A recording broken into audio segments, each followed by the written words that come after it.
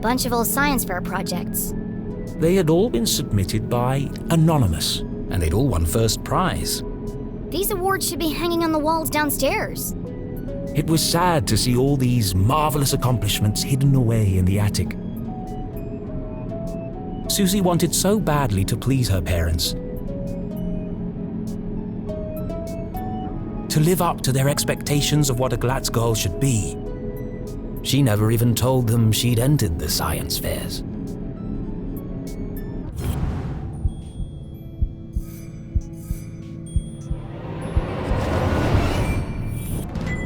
A tiny metal object with an antenna and 3 legs.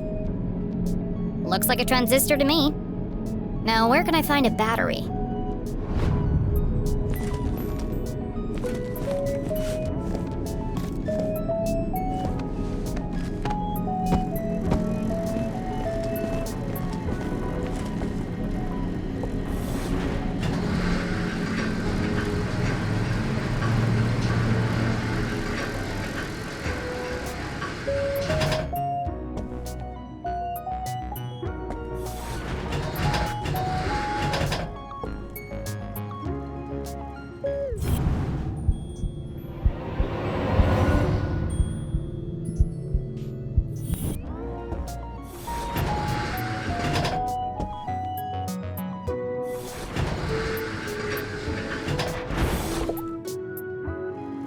There's a track in the ceiling panel around the chandelier. It looks like it can move.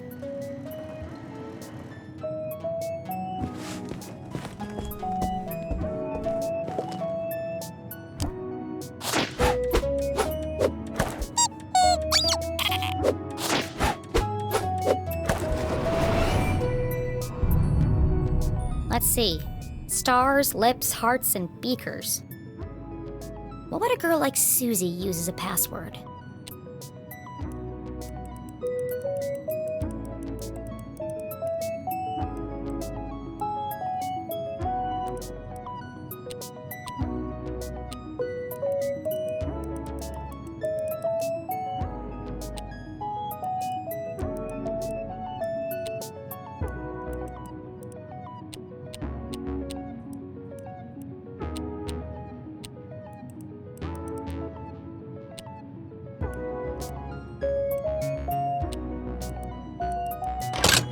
Of course it was the beakers.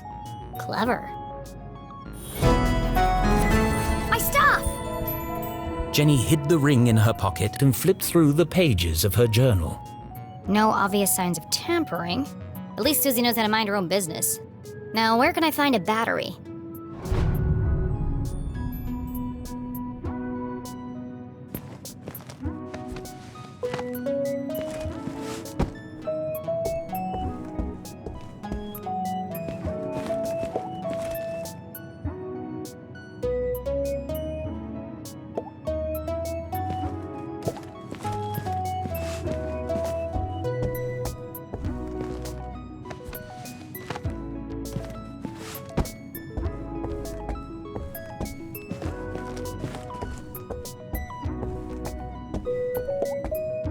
I'm sorry, Mr. Pig, but I need your batteries.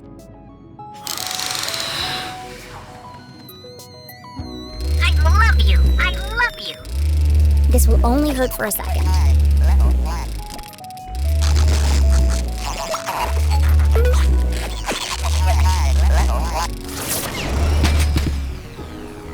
You're my best friend!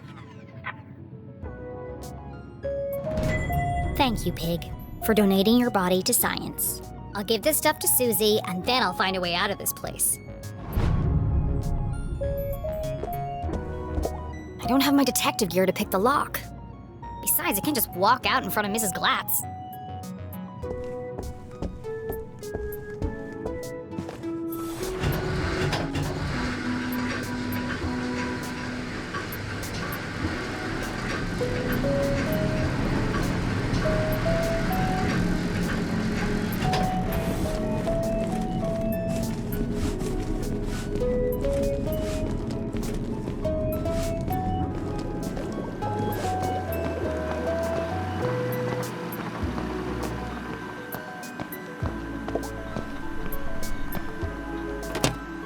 Here you go.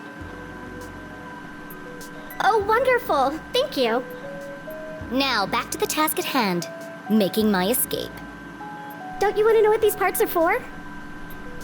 Only if it will help me get out of here. Ah! Careful! That's a stick of dynamite! Dynamite? Are you crazy? You could have blown me to bits. I did say be careful. What are you making bombs for?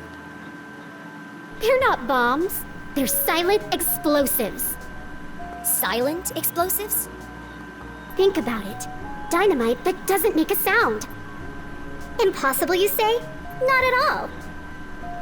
My first breakthrough came when I discovered the unique properties of... I can use this to blow my way out of here. The explosion might be silent, but I think my mom would notice if part of the house was missing. Yeah, okay. Well, thanks for the show and tell, but it's time for me to go. And how exactly are you going to leave without being seen? I'm glad you asked, Susan. I'll be making my exit through the window in the attic. Once I found a way to unlock it. Oh, you're out of luck there. My parents are super security conscious. All the windows are locked electromagnetically. Where are the controls? Downstairs, in Dad's study. And I can't get there without being seen. Is there some kind of override? It's impossible to open them from up here, unless there was a total power failure. Well then, I know exactly what to do. Okay, well, I'll be here if you need help.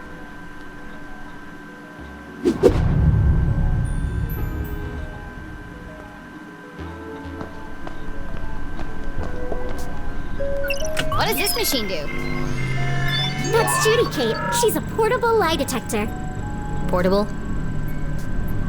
It's 18 feet tall and bolted to the floor. Yeah, well, I'm still working on that part. But she can detect a lie with 98% accuracy. That's quite a claim. Let's see. Good evening, small human child. I am Judy Kate, arbiter of truth, detector of lies. Since this is the first time we have met, I will need to calibrate. To begin, please answer this simple question. What is the meaning of life? What? How am I supposed to answer that? Ha! Ha! Ha! Just kidding. Oh, sorry. I've been experimenting with her personality chip. She's using humor to build a better rapport with subjects. Still needs some work. To begin, please tell me your name. My name is Jenny LeClue. Welcome, Jenny LeClue. I am ready to detect. Please speak a truth or a lie. I stepped on a beetle once and held a funeral for it. You spoke the truth. Would you like to try again? Maybe something a bit trickier this time. I stepped on a beetle once and held a funeral for it. You spoke the truth. Would you like to try again? Why not? Better make sure it wasn't a fluke. I'm above average height for my age.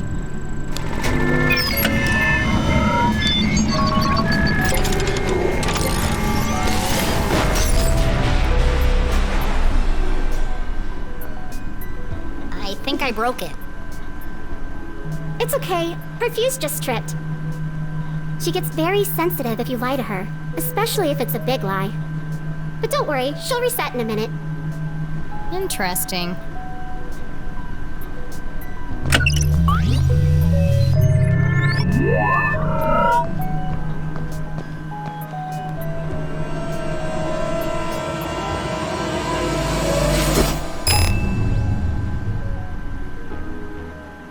Hey! What did you do? Oh, that's just Maggie. She helps me find things I've dropped on the floor. Why do you have a man's ring? It belonged to a friend. I'm taking care of it for him. But that doesn't make any sense. I'm telling you the truth. No, I mean, why would a ring made of gold stick to a magnet? Unless... There's something more to it. Which of these machines did you say could see inside things?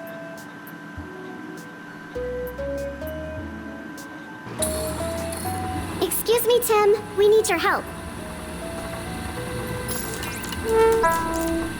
Oh, hi. I didn't see you there. My name is Tim, the thermal imaging machine. Metal, plastic, wood. There's nothing I can't see inside. Except, of course, your innermost thoughts. Look, I don't need a best friend. I just need him to examine the ring. Ouch. That hurt my feelings. Go easy on him. He's quite sensitive. Hi, Tim. Nice to meet you. Oh, how wonderful it is to meet you, my new friend. How can I be of service? I need you to look inside something for me. I'd be delighted to. Please place the object on my soft, velvety platform. Come to me, tiny object of vast mystery and import.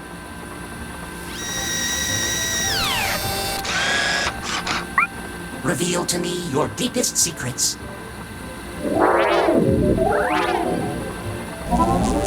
Swim in my warm bath of gamma rays. I'm peering deeply inside you. Ooh, what's that? Deeper still. I've never seen one of those before.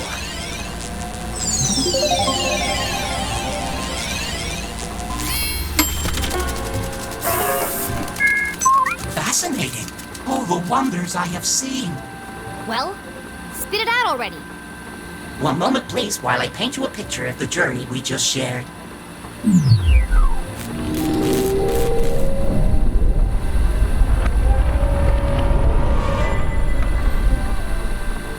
I knew there was something special about this ring. It's full of tiny cogs and gears. I've never seen such intricate craftsmanship. I need to borrow your microscope.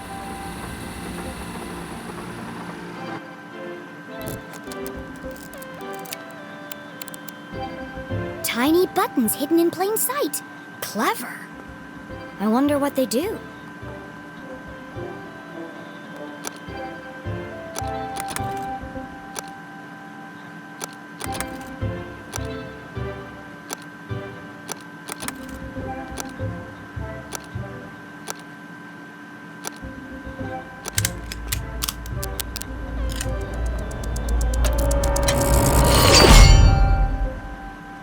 The ring opened up like a flower. Why would the Dean have a ring like this? Whatever its true purpose, one thing was clear. This ring was important. Important enough to kill for? Dean Stroudsbury, what were you involved in? Did you say Dean Stroudsbury? Whose ring is that really? Susie had entrusted her deepest, darkest secret to Jenny. The least Jenny could do was be honest with her.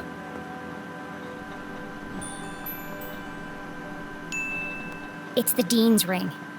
Well, it was. You stole the Dean's ring? Technically, I found it. Jenny, you've got to turn that into the police. It could be important evidence. Considering the police think my mom is the Dean's murderer, I certainly won't be handing it over to them. But what if they ask me about it? I can't lie to them. I'm a terrible liar.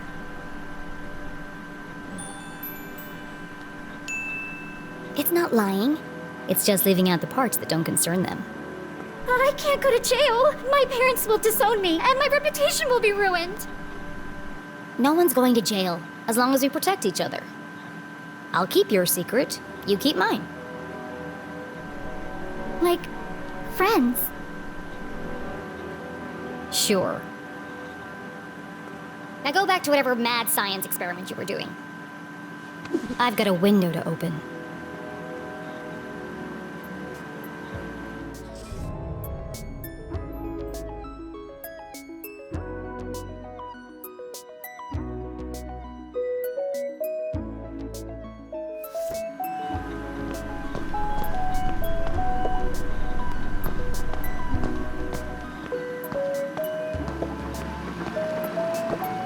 Complex formulas filled the large chalkboard, clearly the work of a genius. Okay, she's secretly smart. We get it. What is all this anyway? Oh, that? I'm working on a proof to help me pick the perfect prom dress. You've got to be kidding me. I know. I'm not sure it can be done either, but I've got to try. It's the biggest decision a girl has to make. Gross.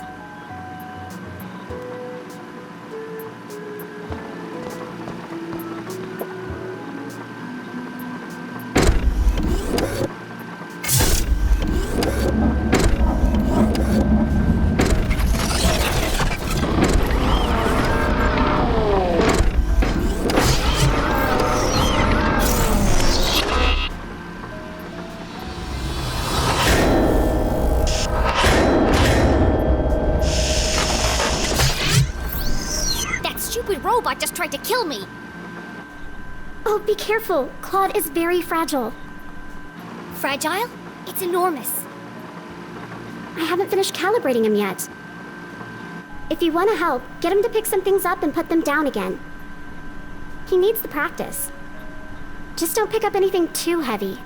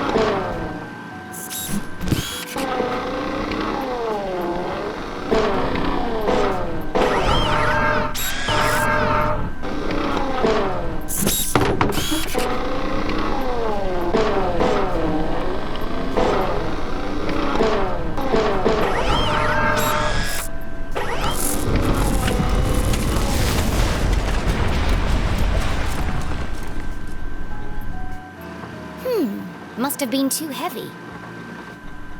Please be gentle with Claude. He's only a prototype, and I'm out of replacement parts.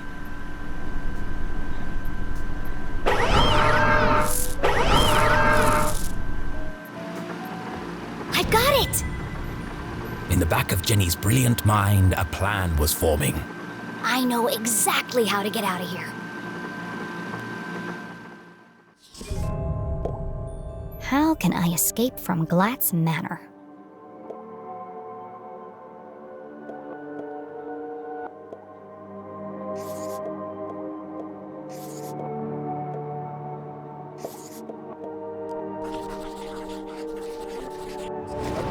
When I overload the robot arm, it sparks and fuses.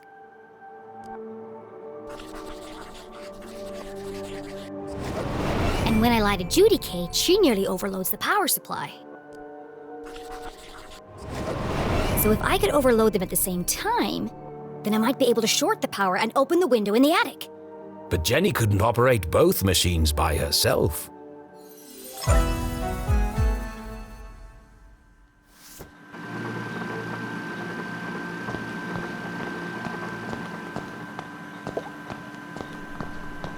Susie? Yes? I need your... Asking Susie for help was worse than having a tooth pulled out. I need you to do something. Of course. What can I do to help? I didn't say I needed your help. Oh, sorry. I don't owe you anything. Okay. What do you want me to do? Go stand by Adjudicate. All right. But why? No time for questions. Just wait for my instructions.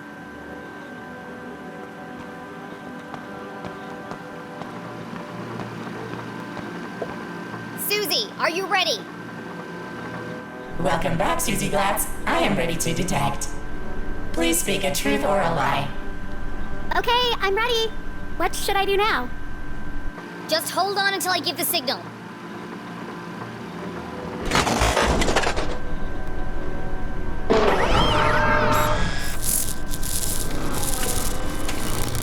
The robot arm strained under the weight of the giant metal object. Okay, Susie, tell a lie. And make it a big one. Oh, okay. A big lie. Ooh, I've got just the thing. I'm wearing black socks. That was a lie. No, Susie, a big lie. Something terrible. I'm just no good at lying. Tell Judy Kate you killed Dean Stroudsbury. What? That's horrible. I can't say that. Do you want to help or not? Yes, but... Then hurry up and say it. Okay. I killed the Dean? Louder! I killed the Dean. Bigger! I killed Dean Stroudsbury. Say it like you mean it! I murdered Dean Stroudsbury. I bashed his brains in. Now I danced on his grave.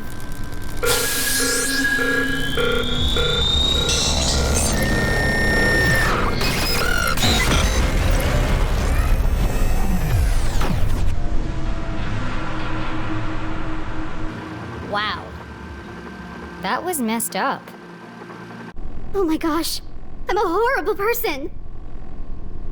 As Susie Glatz contemplated every bad thing she'd ever done in her life, Jenny heard the unmistakable sound of success.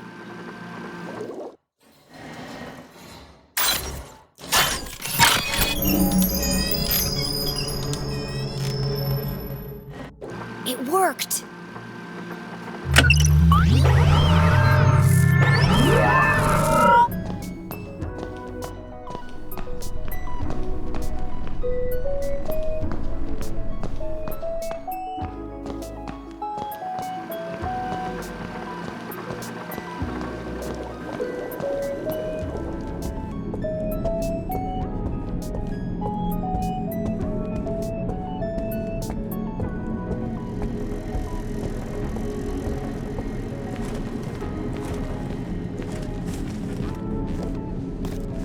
Jenny!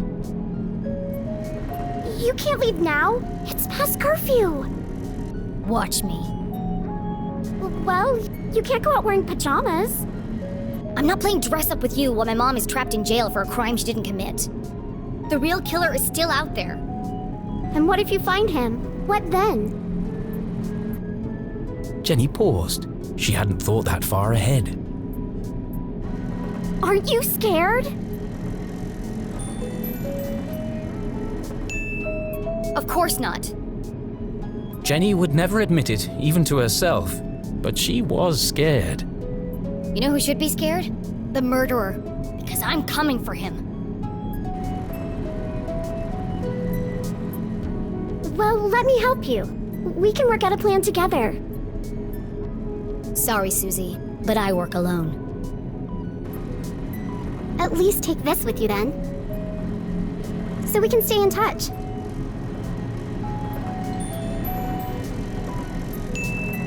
Fine, I'll take it.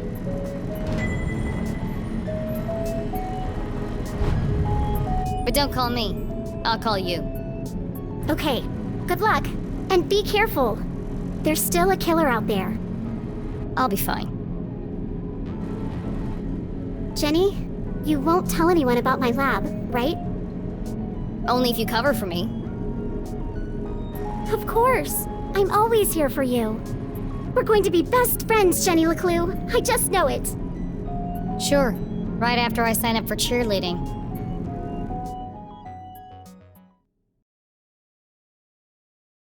To catch a real killer, Jenny needed her detective gear. But that was at home, across town and swarming with police. It wasn't wise to travel through town after curfew. To avoid being caught, she'd have to find another way home. Excellent, thought Jenny. Time to exercise my sneaking muscles.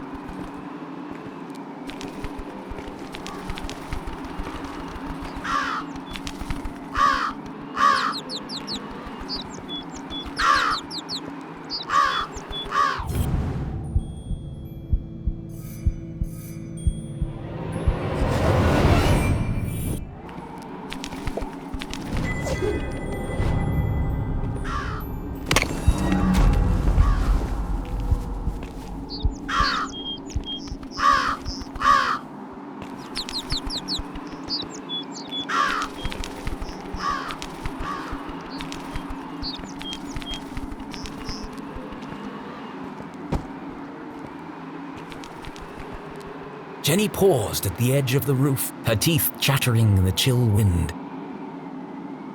Below her, Lake Nowhere glowed eerily in the darkness. From this vantage point, she could see all the way to the lighthouse at the center of the lake. Only the wealthiest families in Arthurton could afford such spectacular views. If I cross the lake, it's just a short stroll through the Forgotten Forest to my house. But navigating the lake at night was not an easy task. Many accomplished sailors had met their doom on the ragged rocks of Bear Claw Bend. Well, I've already worked out a way across. Time to get off this roof before someone spots me.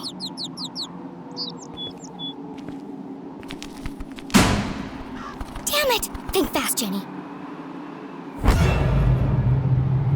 And just like that, Jenny was gone. Her first great adventure cut short before it had begun. I'm right here. Just hanging around.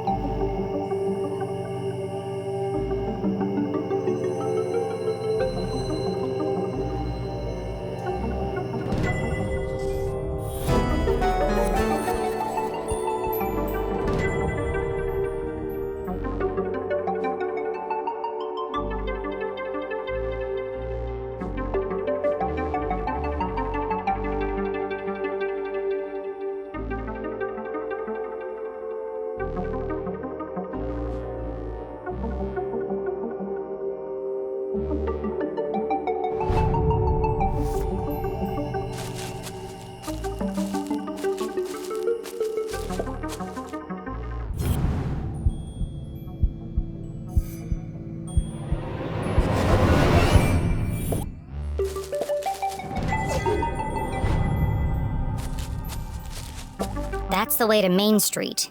I can't risk being caught by the sheriff or his goons. The safest way home is across the lake.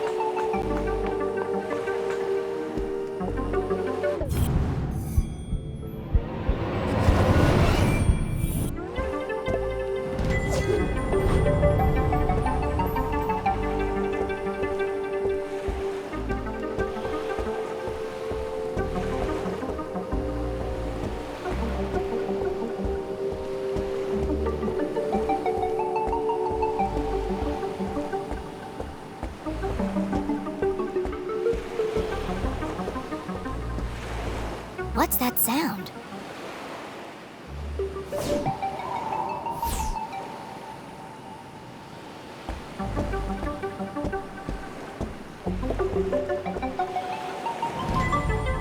True believer, I am the one you seek. I swim in the shadows of giants that stir beneath an eerie silence. Follow the path, reach the truth. What a curious and cryptic message. Was it meant for her? And who had written it? Friend or foe? This could be from the killer. But it was far too dangerous to find out. I have to find out. And so she decided to ignore the message and carry on to her house. There's no way I'm ignoring the case of the mysterious message.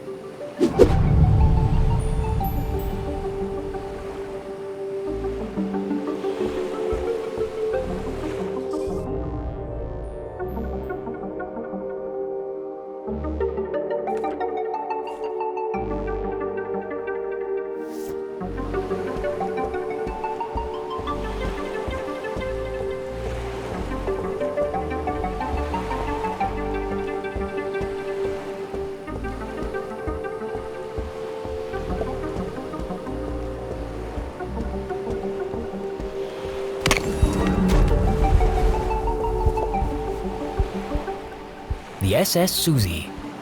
A gift from Susie's father as a thank you for preparing his lunch one day. This'll get me across the lake in no time. Unfortunately, the boat didn't belong to her. I'll just borrow it for a couple of hours. They won't even notice it's gone. But borrowing something without asking first was just stealing.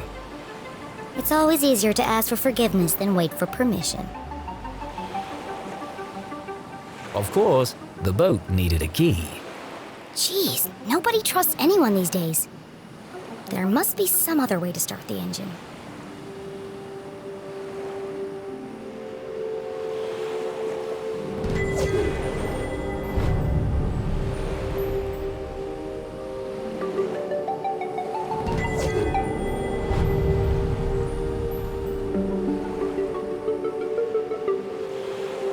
I bet I can hotwire the boat if I get this panel off. Risk of electric shock. It was far too dangerous. I love danger.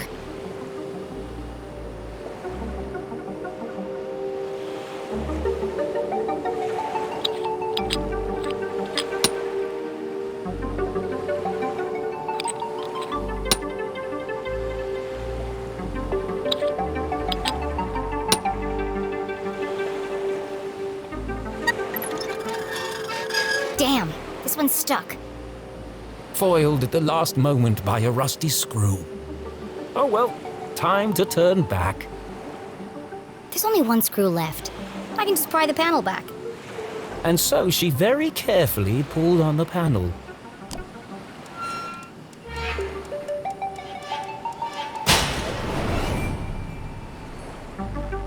Wow, looks complicated.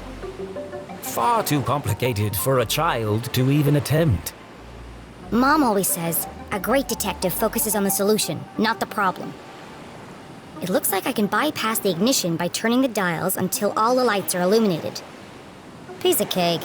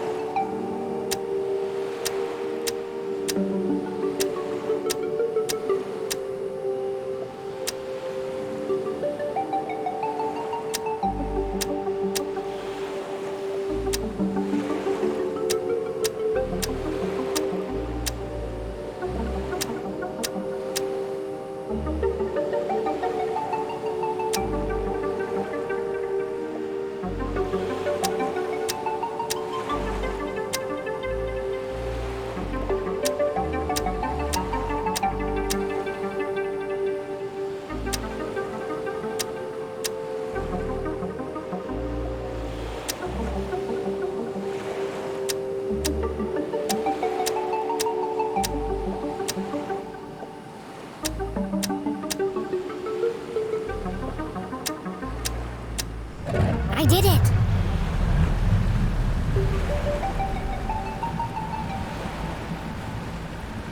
Jenny had found a way to cross the lake, but she was still a long way from home.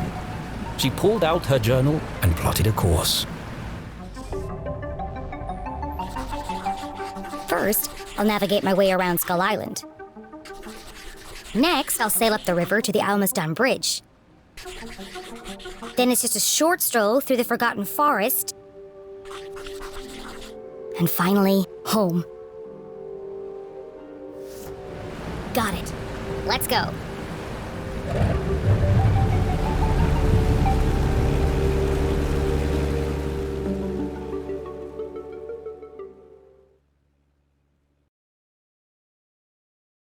Jenny had never crossed the lake after dark. Come to think of it, she'd never even driven a boat before. She thrust the throttle forward and felt a cool wind whip through her hair. Sneaking around after curfew had its benefits.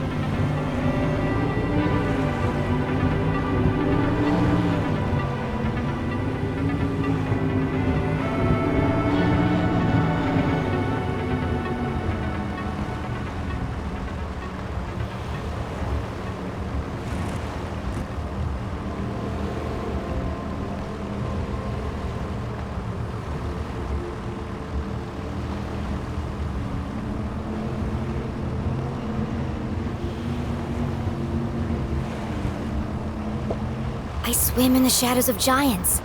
This must be the place.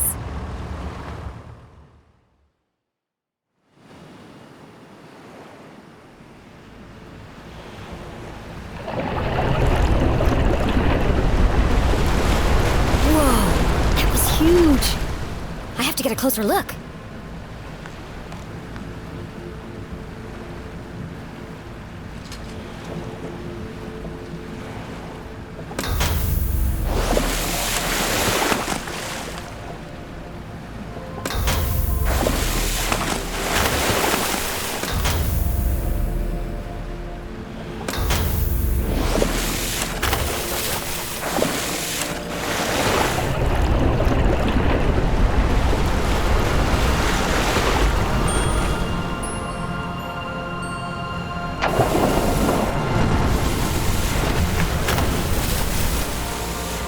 The elusive red herring, a rare and fantastic sight. Can't believe they really exist. Jenny had always believed they were a fisherman's tale, but seeing them firsthand. She's so beautiful. But what was stuck in her scales?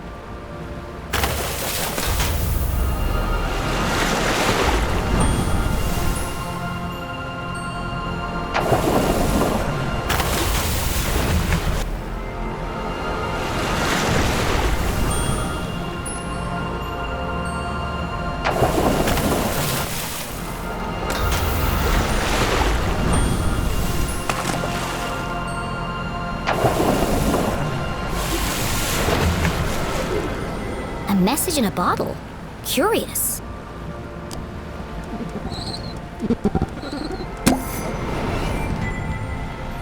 I am the voice of reason. I walk amongst the sunken ships that once sailed through the glowing mist. It's another clue. This case just got more Dangerous. Jenny had no idea who was behind these messages. This could be an elaborate trap. Or it could be the answer I need to prove my mom's innocence. The best course of action was to go back and get help from an adult. No, I have to see where this leads. On my own.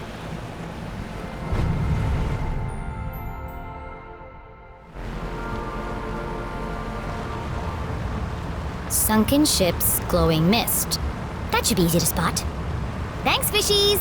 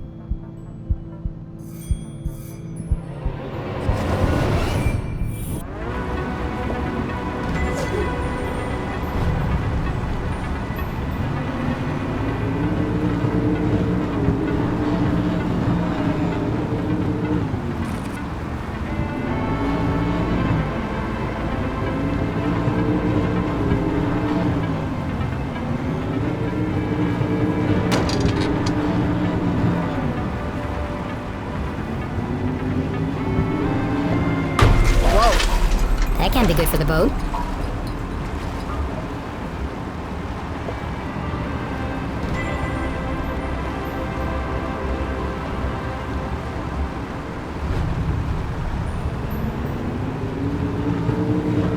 I can't see a thing. I must be heading in the right direction.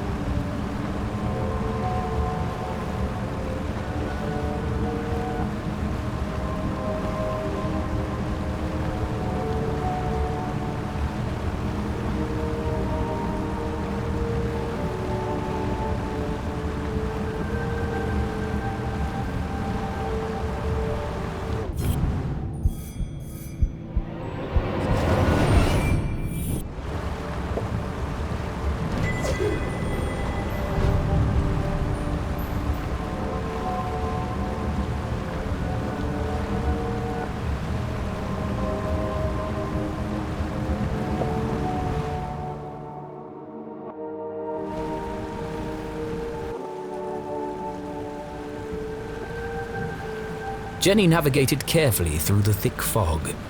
Oh, it smells like rotten fish. Many ships had lost their bearings here, grounded on the ragged rocks, swallowed by the lake. Maybe I could shed some light on these ghost ships.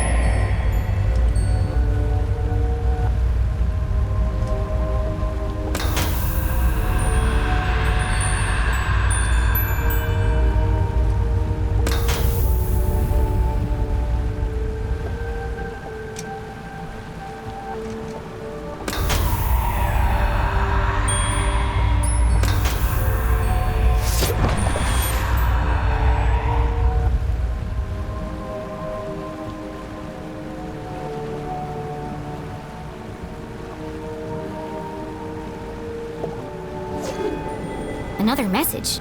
This is starting to feel like a wild goose chase.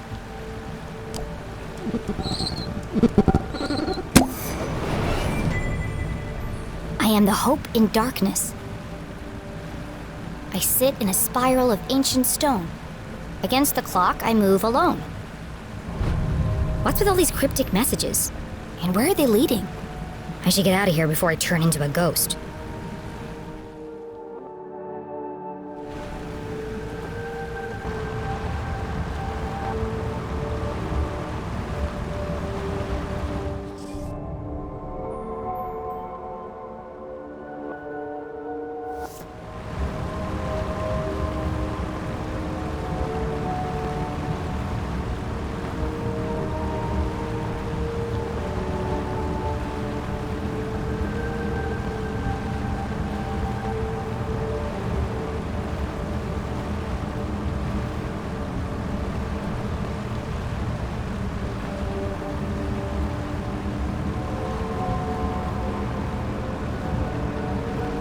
Phew, made it out alive. Let's go find this spiral of ancient stone.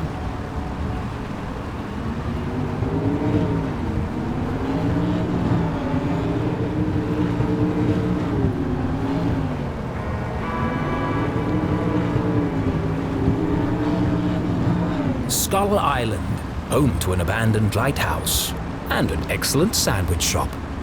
Decommissioned over 100 years ago, but the light mysteriously continued to illuminate the darkness.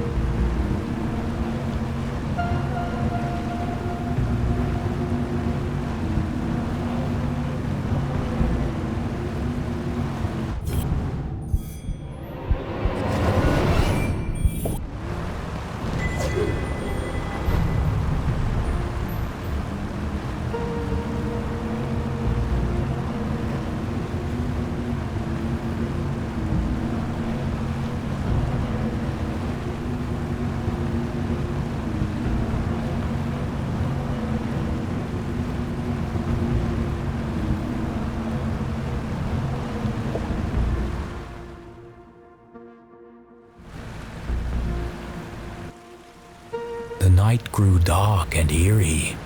Why do I feel like I'm being watched? Ah!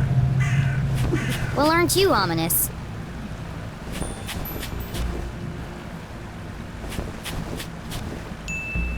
Nice birdie. What are you doing all the way out here? How rude.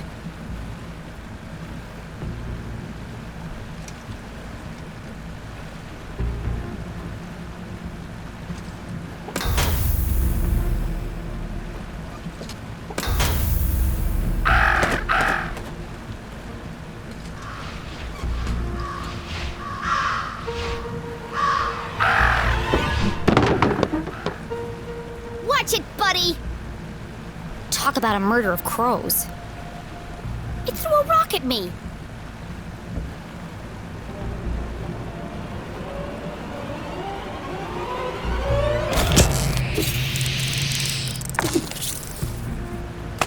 That was not a rock. It was a crab.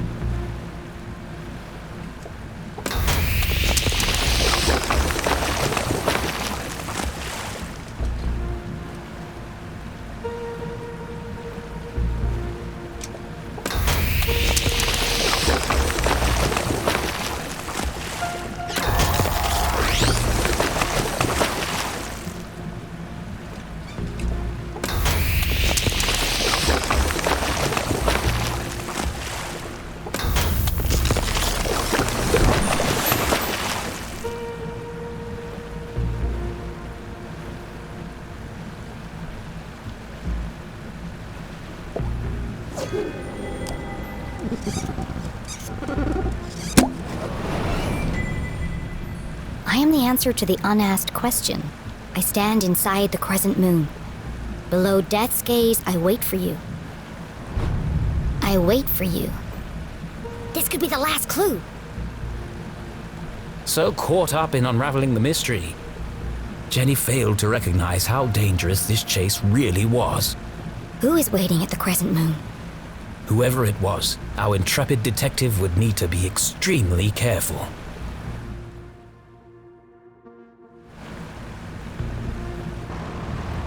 Crescent moon, below death's gaze. Time to wrap up this case.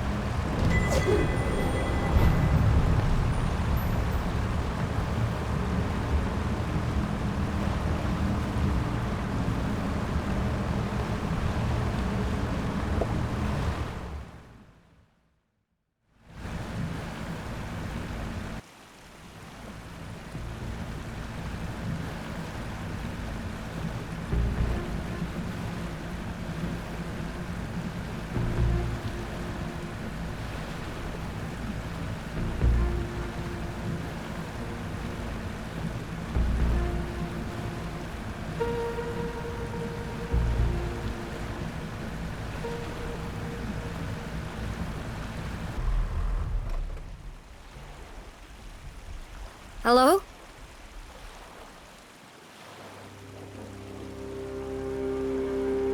Who's there?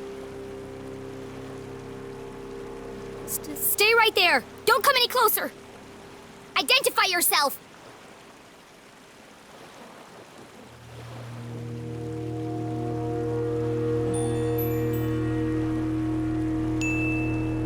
Whoever you are, the police are right behind me.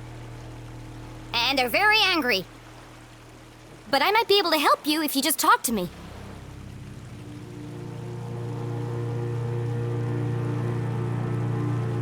Okay, if you won't cooperate, I'll have to come over there.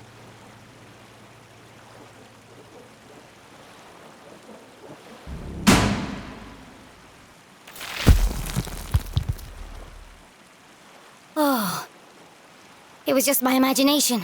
Thank God. The dogs bark loudest before the dawn! Ah! Get away from me, you maniacal murderer!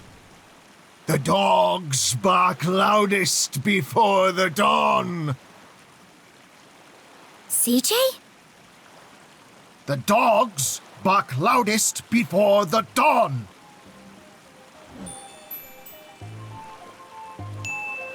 You can lead a horse to water, but you can't make it cook a 5-course meal.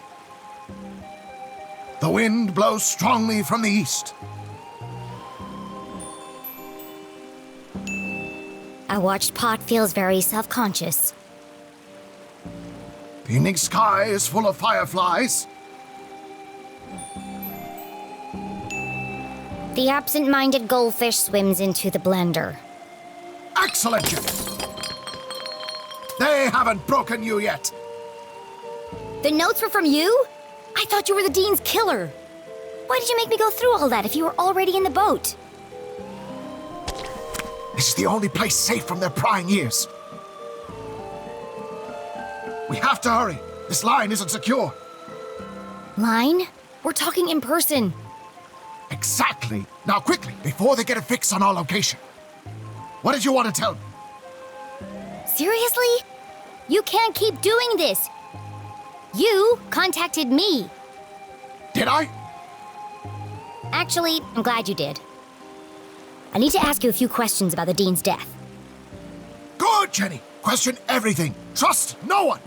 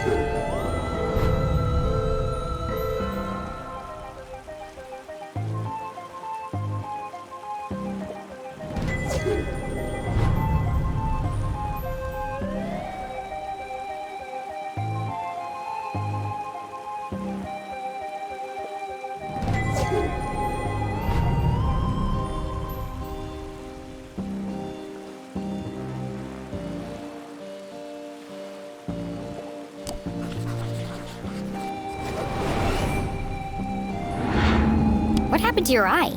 Did you get in a fight? Wasn't a fight. More of a misunderstanding, really. A seriously purple misunderstanding? Well, you should see the other guy. There's something you're not telling me. Is there?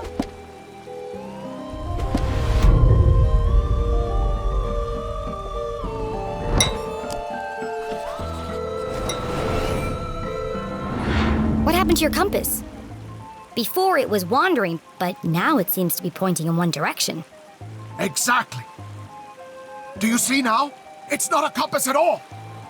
So what is it then? Aliens! Aliens? What are you talking about? E.T., extraterrestrials, beings from another world. I know what aliens are. Come on, CJ, there's no such thing.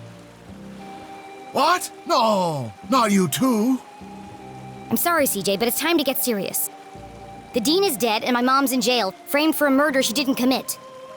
I need to get to the truth.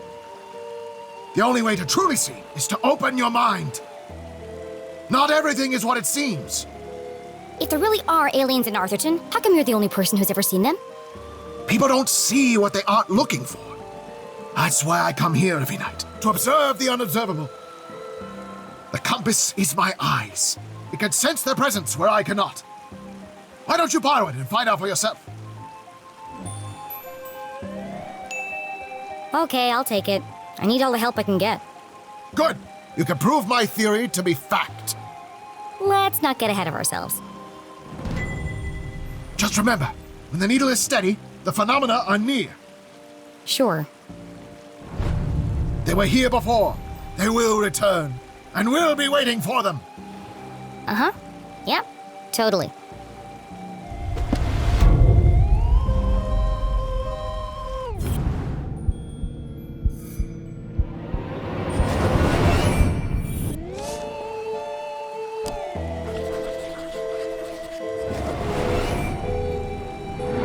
I know you were in the library the day Dean Strasberry died. Did you notice anything unusual? Yes, I did. Great. What happened? They changed the bathroom scent from strawberry to pine. It was most unpleasant. Oh, is that all? I intended to alert the librarian as a matter of urgency. But no one was at the front desk. Quite unusual. Was there anyone else in the library? No, just the dean and I. Till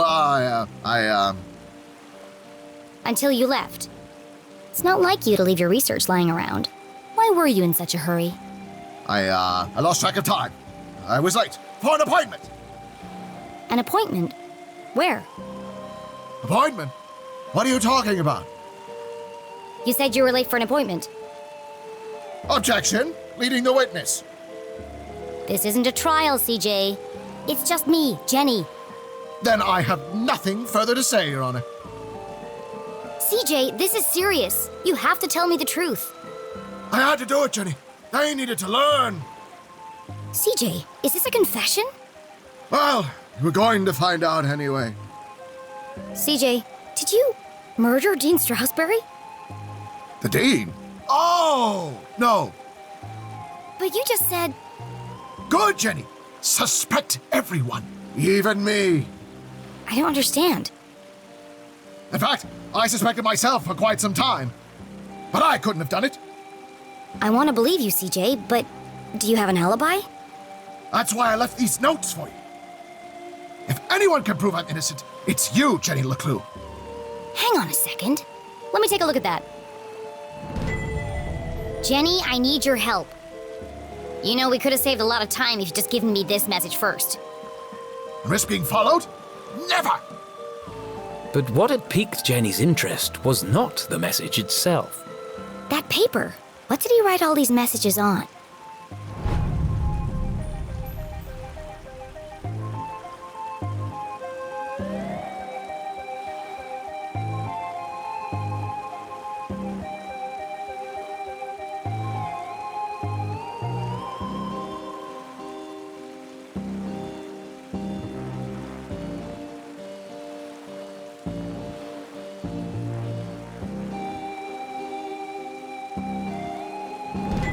I knew it!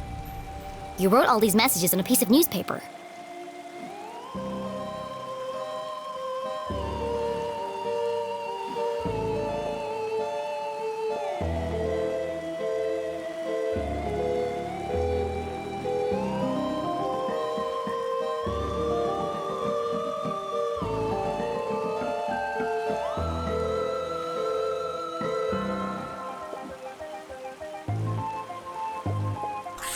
Jenny couldn't help it. Every time she thought about coffee, she saw Keith's face. She heard his voice. She remembered his sadness. And she promised not to rest until she'd uncovered the truth of his father's death.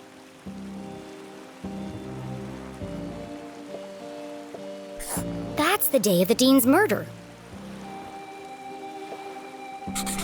The front page was missing, but even this small snippet worried Jenny. They've been peddling lies about my mom right from the start. Sheriff Winston LeClue has distanced himself from all proceedings. Well, if he won't help her, I will.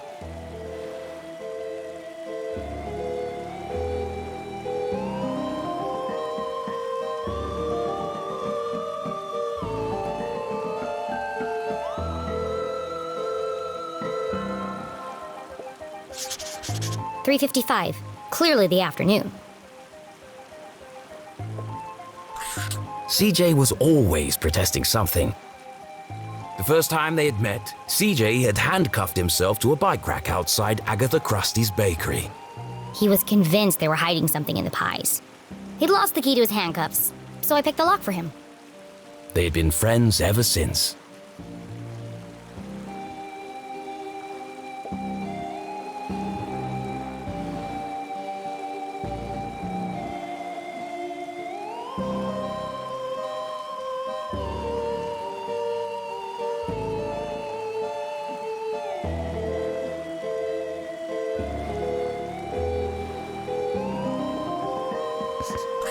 This photo was taken in Avocado Heights.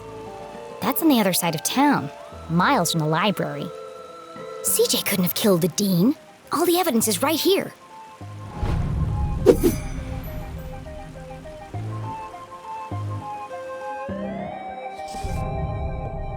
How can I prove CJ is innocent?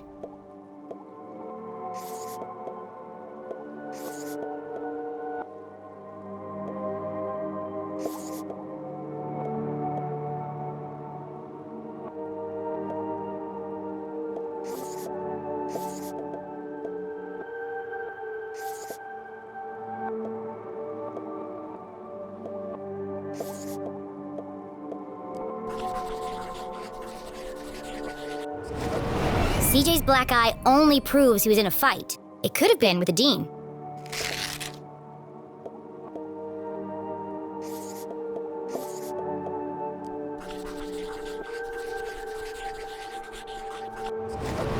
CJ's black eye only proves he was in a fight. It could have been with the dean.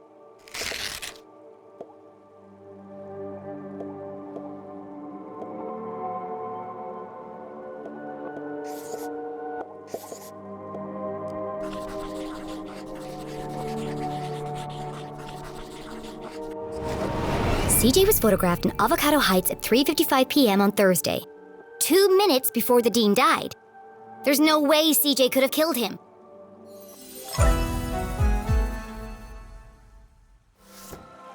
CJ, you're innocent! What a relief! But you really shouldn't be going around town terrorizing children. You're going to end up in jail again. That wouldn't be so bad. They have the best beds in town.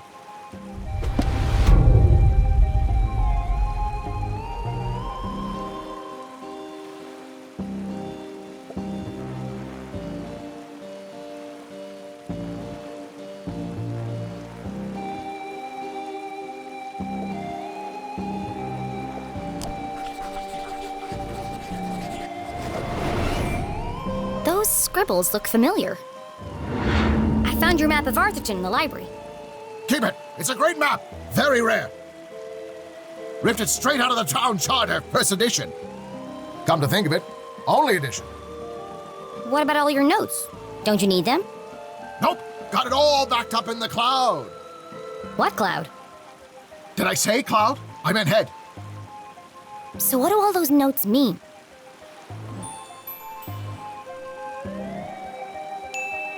Who are the Shadow Men? Yes! You're starting to see differently. There are patterns everywhere. Keep searching. Every part of my being is telling me that my mom is being framed. But I don't understand why. There are only 3 reasons a man is murdered. He didn't mind his own business. He couldn't keep his mouth shut. Or he wouldn't keep his hands to himself. Have you ever heard of a place called Widow's Drop? I think my mom met the dean there. Widow's Drop! No, but it sounds suspicious. Well, anything sounds suspicious if you say it like that. Be careful, Jenny. They'll do anything to keep their secrets. Once you start to see things, there's no going back. Do you ever wonder why the lake glows at night? Or why the power keeps going out all over town? Yes, I do. All the time. There's a lot more to this town if you look below the surface. Do you mean that literally or figuratively? Yes. The truth is hiding right under our feet if we only stop to look. I'm more confused than when we started. Well, I really have to get to my house. This case won't solve itself. I can drop you off at the bridge. No need. I'm staying here. Some of these rocks have moved. Never trust a crab with a man's job.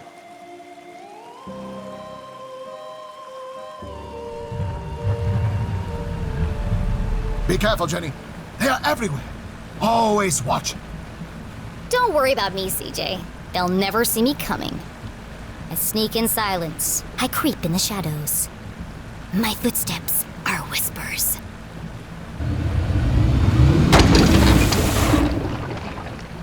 Damn it! I've got this. Don't worry.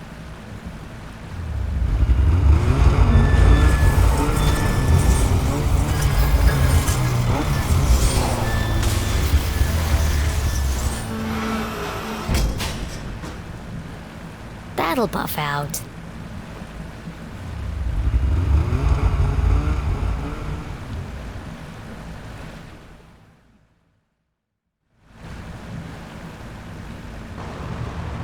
Jenny headed east towards the Almost Done Bridge. I can dock there and make my way through the Forgotten Forest without anyone seeing me. Sneaky.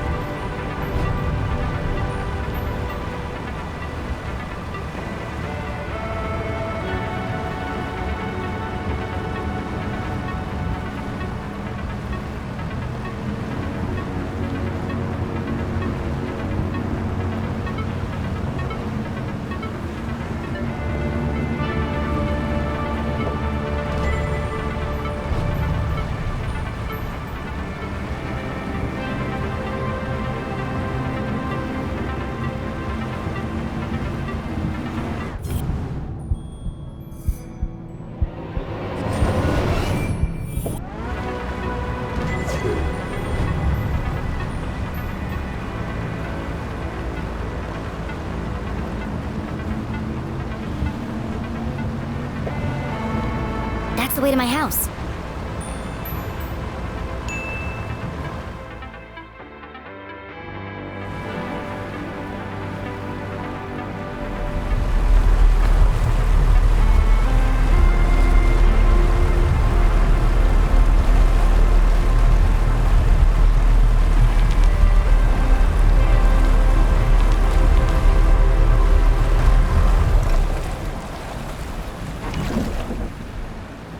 night was still and quiet on the far side of the lake.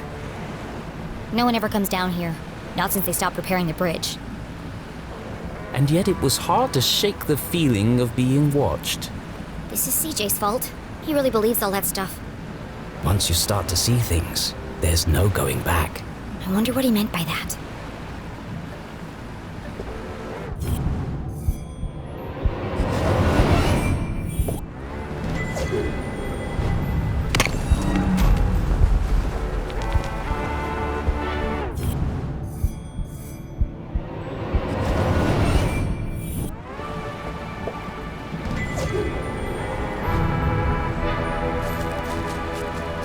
Forgotten Forest Trail.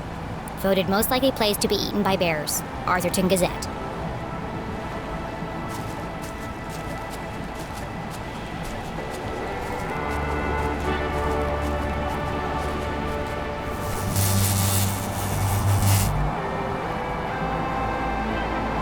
Perfect. Just as I'm about to enter the spooky woods. The good folks at Arthurton Power and Light were not easing Jenny's fear of the dark. Of course, this was the very reason curfew had been put in place.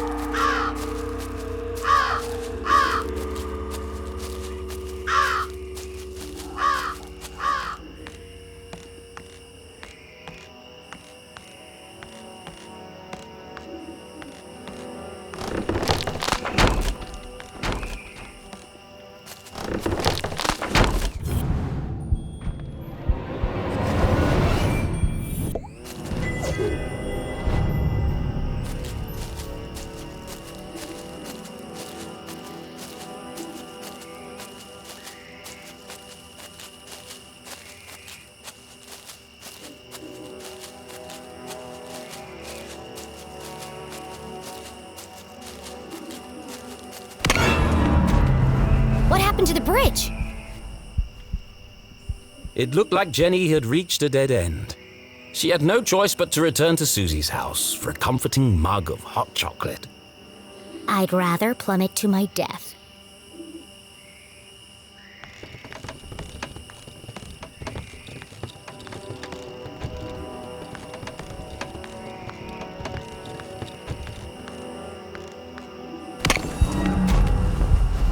It was a terrifying drop to the rocks below. Surely she wasn't contemplating jumping across. Mom always says a great detective takes calculated risks. So let's do the math.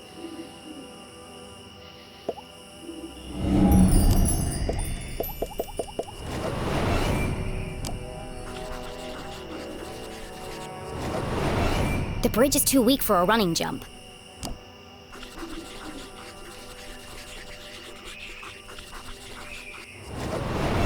Taking into account the strong tailwind, and factoring in my athletic prowess, or lack thereof, I could make that jump 2 out of 3 times.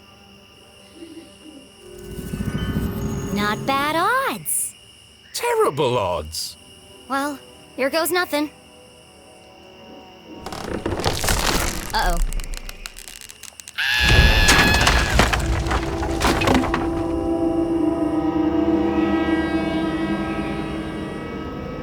Okay, maybe the odds weren't so good. And now she was dangling from a splintered plank, one slip away from certain death. It's just like climbing a tree. Just don't look down. Don't look down.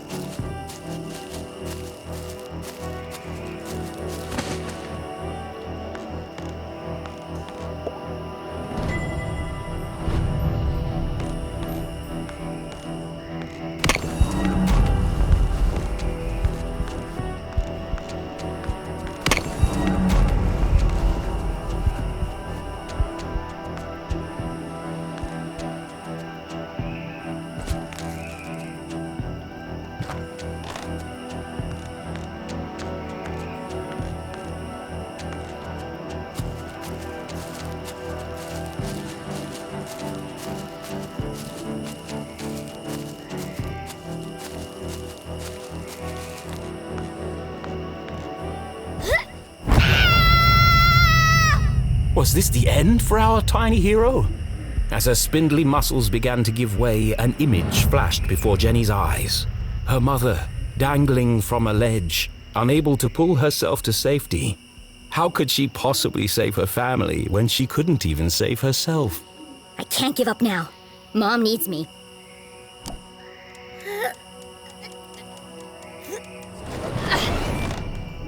Jenny had barely survived.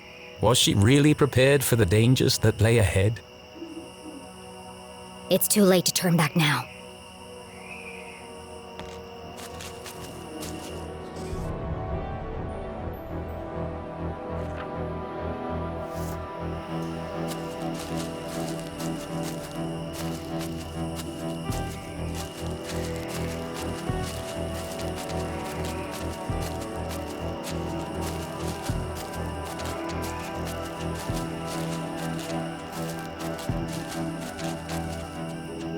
It might have been her recent brush with death, but Jenny's heart was pounding in her chest. That's not my heart. That's... CJ's compass! The needle is shaking like crazy.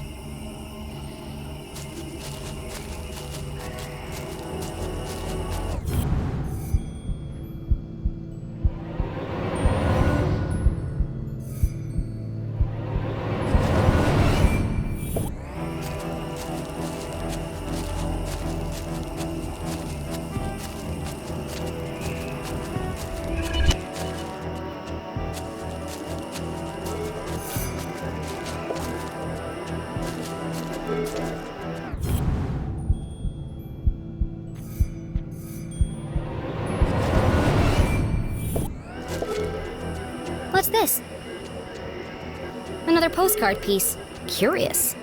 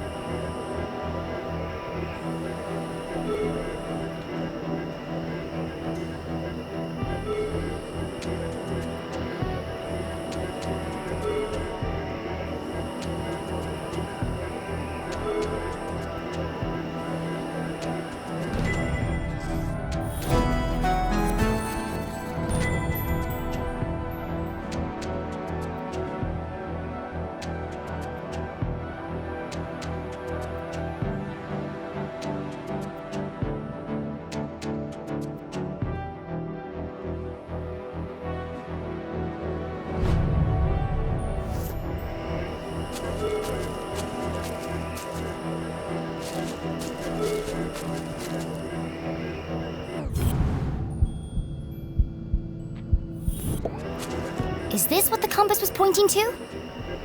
Jenny paused for a moment and listened. It was quiet but distinct, a constant pulse, mechanical, unnatural. Man-made? But other than the sound it emitted, this rock was like any other in the forest.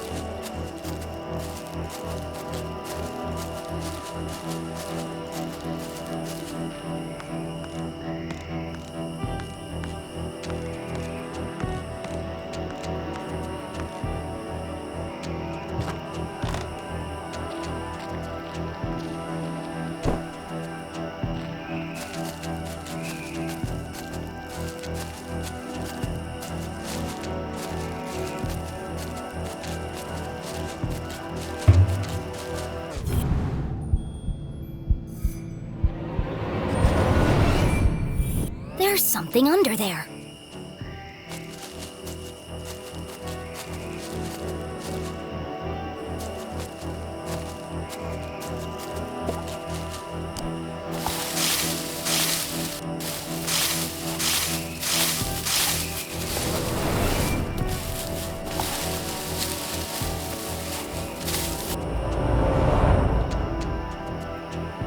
Jenny had spent her whole childhood exploring the woods behind her house. But I've never seen this before. Then she remembered CJ's words. People don't see things they aren't looking for. She knocked on the rusty metal. Hollow. It's a trapdoor.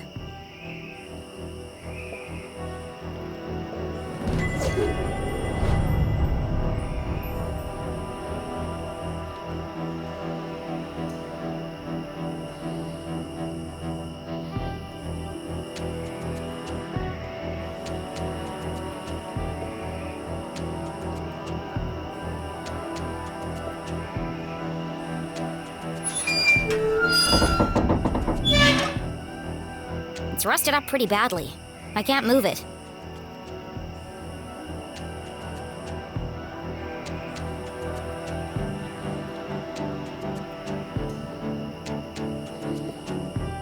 What a strange device. The wires are connected to the door.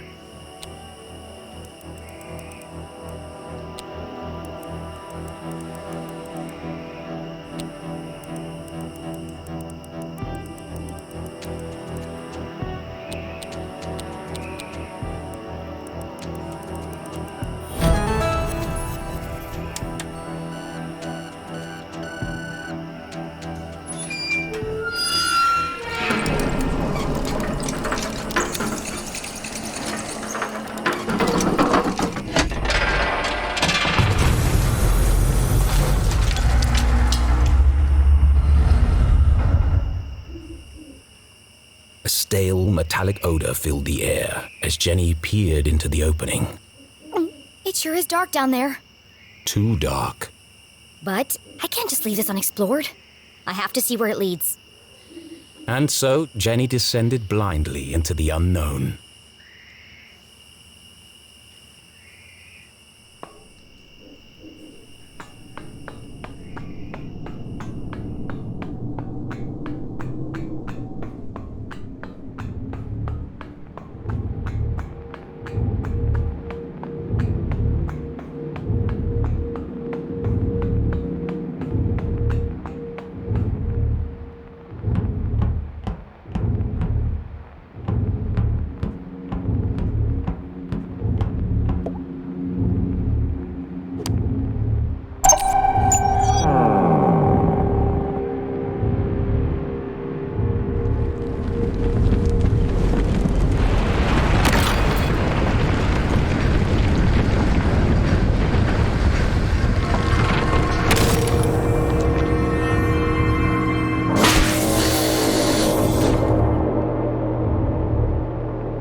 Didn't sound good.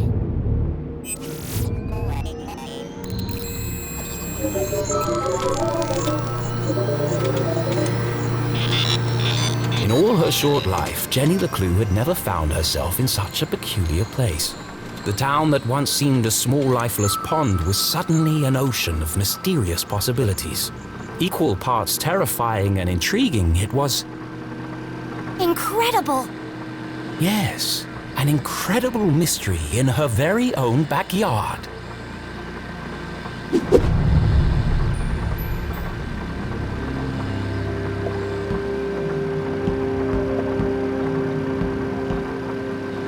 Looks fancy. And broken. Jenny wiped away a thick layer of dust. Jeez, how long has this been here? Clearly the equipment had laid dormant for a long time, and yet... It's so futuristic. Straight out of those comics Keith is always reading. Starship cadets and the race for space. It feels... Alien. Now I'm starting to sound like CJ. There must be a logical explanation for all this. But its purpose would remain a mystery. Jenny dared not touch its intricate interface. I'll just press all the buttons and see what happens. Oh dear.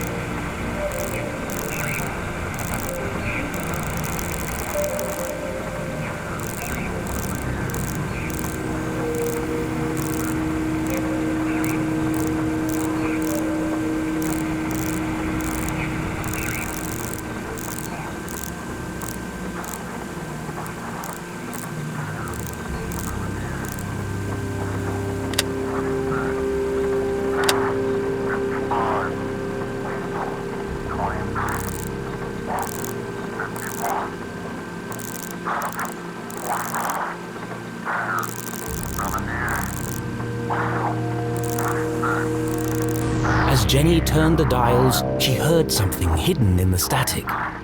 A voice? What is he saying?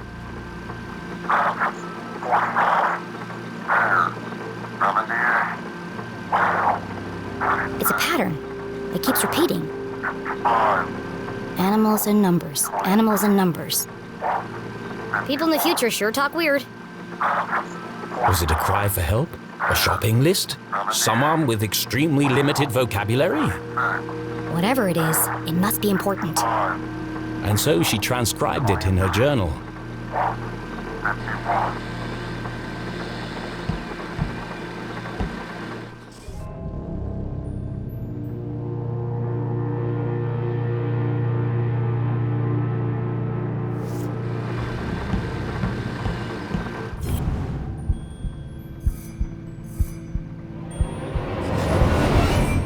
There's something stuck to the bottom of the ladder.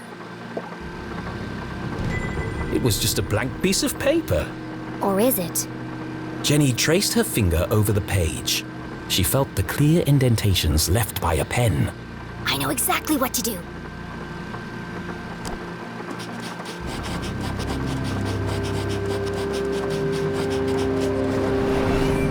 It worked. 1, 2, 3, 4. It was a code of some kind. The world's least secure code.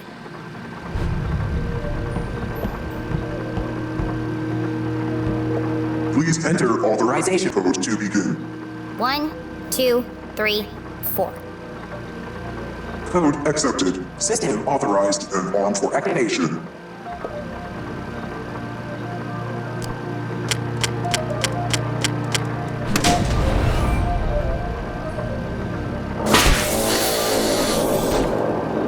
Sphere hermetically sealed.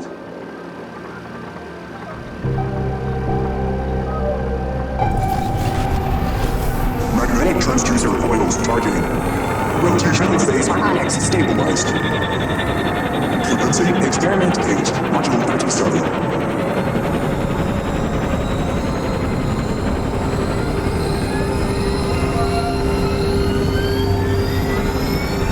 What's happening? Radioactive safety margins cleared. Running at 54% efficiency. It says it's working, but what's it doing? Remember, a healthy employee is an effective employee. Please leave the station for your mandatory 15-minute smoking break. Decompressing spherical chamber.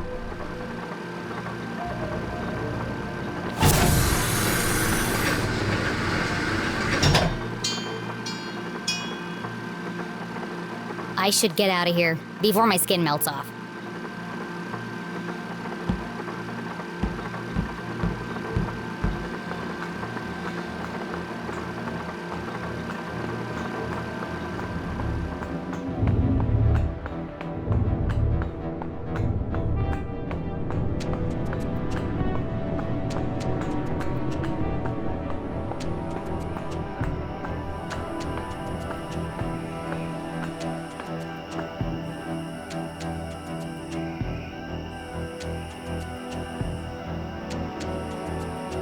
The boulders must have weighed a ton each, yet they floated in the air like balloons. CJ said he saw a swarm of UFOs circling the Forgotten Forest. Was Jenny beginning to make sense of CJ's wild ramblings? I'm gonna need a bucket of coffee to unpack all this.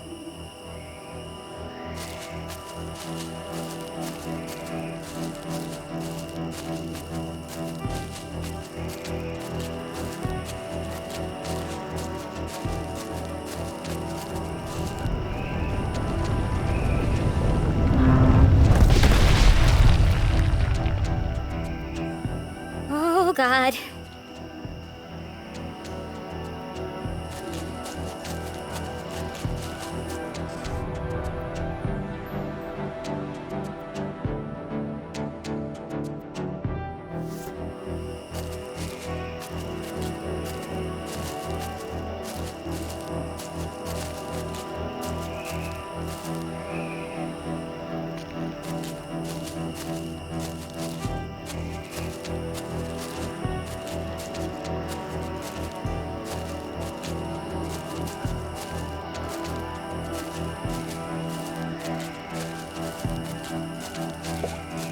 Our old fort! It didn't look like much, but this treehouse had once been Jenny and Keith's favorite hiding spot. I could never climb up there on my own. Keith always had to help me. They schemed and planned and swore never to let anything come between them. Just thinking about him hurt.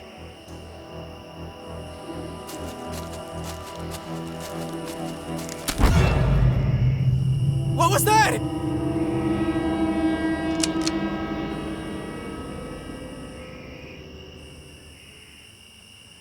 Steven! Steven! Steven! What? Did you hear that? I'm telling you, man. Not this again. Something's out here. Something big. Real big. There's nothing there. But I'm getting some super spooky vibes, man.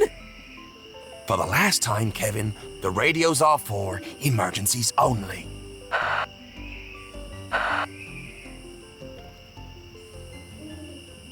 That was lucky.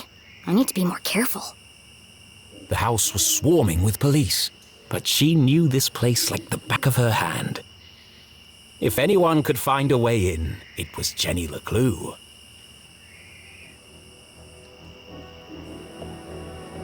My room. And inside, My detective gear. the window looked a promising point of entry. I could climb the tree up onto the roof. But as Jenny knew, all the windows on the second floor were bolted down. Dad did it after a raccoon got in and trashed the place.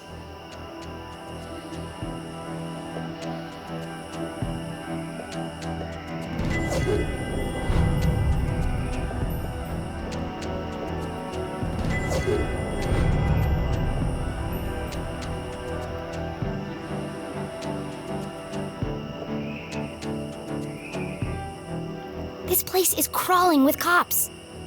What could the police have found inside her house? And if they found what they're looking for, why are they still here?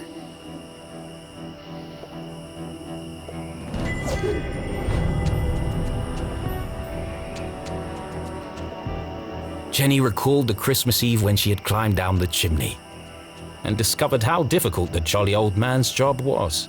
And dirty. There's definitely a cleaner way in.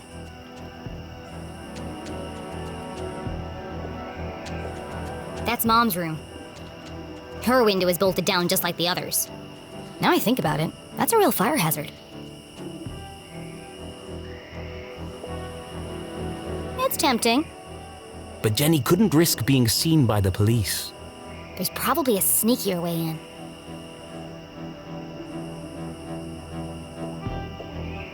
Out of the police's line of sight, the basement was her best entry point into the house. Except that window is locked, and all my lockpicking gear is inside. I carved that jack-o'-lantern. How normal life had seemed just days ago. For a moment, she missed that life. There'll be plenty of time to carve pumpkins once I've saved my mom.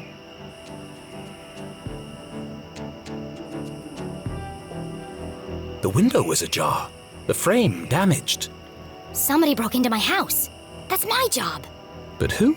The police had used the front door. Whoever it was, that's my way in.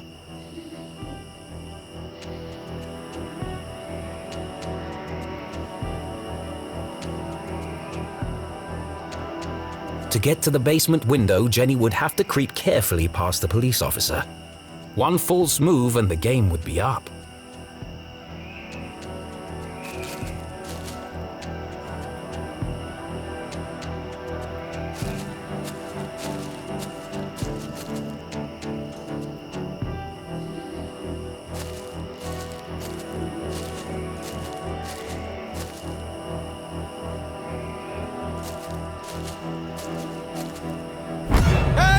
Who goes there? Caught!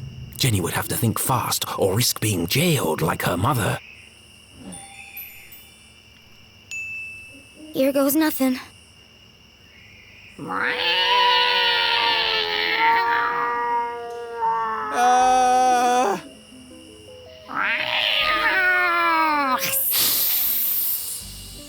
Steven! Please tell me you're there. What's up, buddy?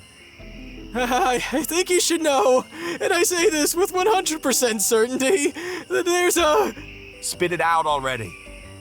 There's a mountain lion out here! Very likely. They're indigenous to this area. What? Just don't let it eat you. I don't need any more paperwork. Oh, God. I think I'll just head inside for a minute to check on something. Phew, that was close.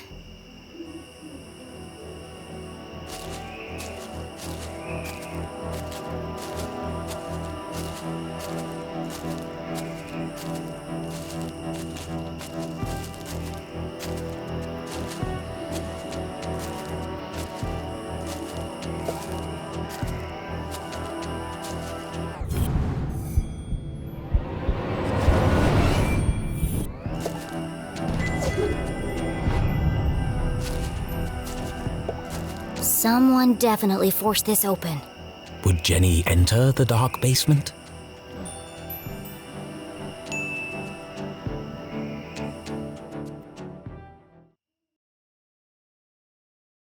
It was an odd feeling, breaking into her own house. But as she squeezed through the basement window, Jenny felt a rush of excitement. I could get used to this, she thought. Jenny was in, undetected. Home sweet home.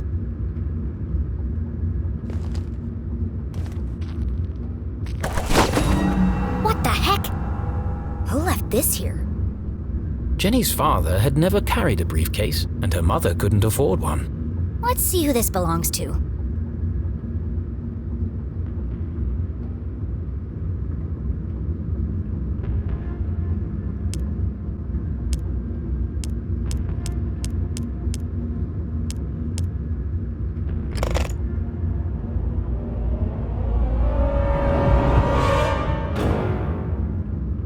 Who carries around a fancy briefcase with a children's book inside? The Hawk and the Weasel. Hang on a second. Jenny recognized the book. She'd seen a copy of it next to the dean's lifeless body. In the library. There must be something significant about it.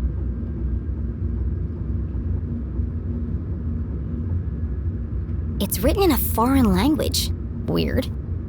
Strange indeed, but surely it had a purpose that would become clear later on. Let's take a closer look.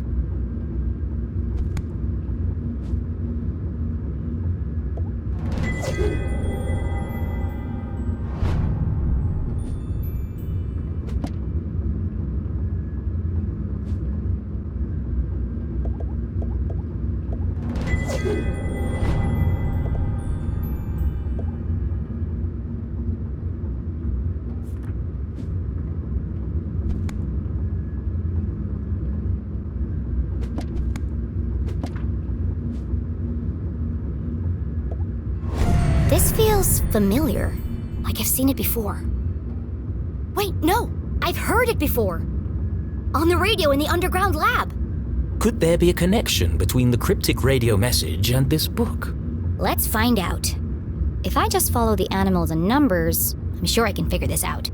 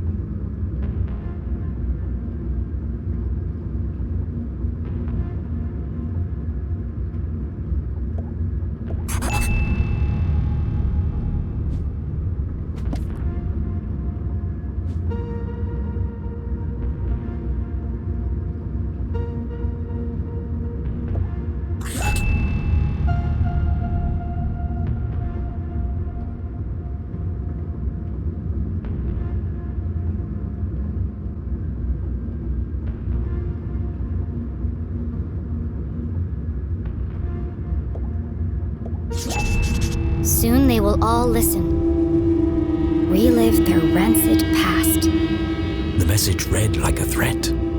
But from who? Could it be a message from the Dean's killer? Let me get this straight.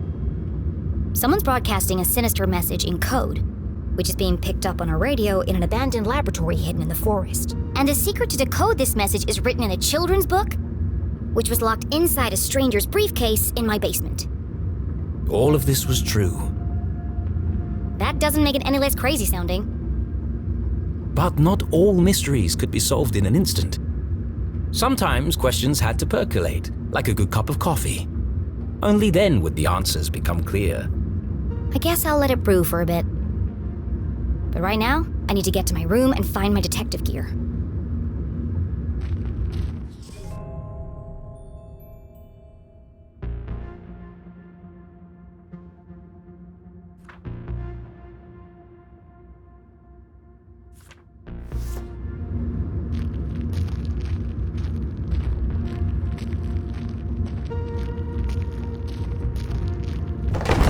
Oh crap!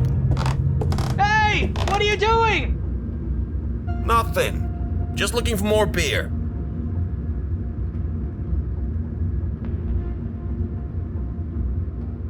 Make yourselves at home, why don't you? Forget about it! There's more in the back of the fridge! They better not eat my cookies. Jackpot! They got cookies too! Hey, have we searched down here yet? You lose one game of cards and suddenly you want to search the house! Can't handle the pressure, eh? Oh, those, sir, are fighting words. You want to put your money where your mouth is? Arthurton's finest, everyone. There was no way Jenny could reach her bedroom without being caught by the police. Which means I can't get my detective gear. Great. But this was a basement, a veritable treasure trove of old possessions. Surely something around here would prove useful. Maybe, but I can't see a thing. Let's shed some light on the situation.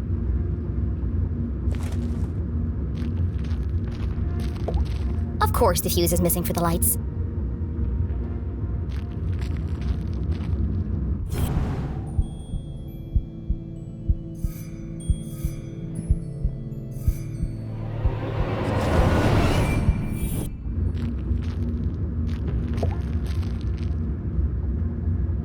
Jenny wasn't prone to sentimentality, but seeing her father's desk, the disorganized muddle of books, photos, and the faint smell of ammonia, all reminders that her dad was here not so long ago.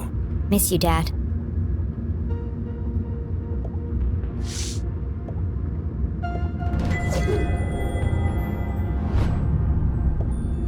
This one test tube looks recently used. The others are all covered in dust.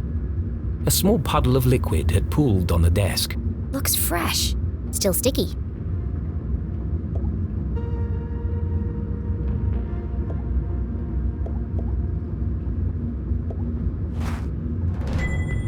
This was years ago. I looked like a kid. One of the rare times that Dad wasn't making a goofy face. He used to say, serious people make serious mistakes. I might, need this later.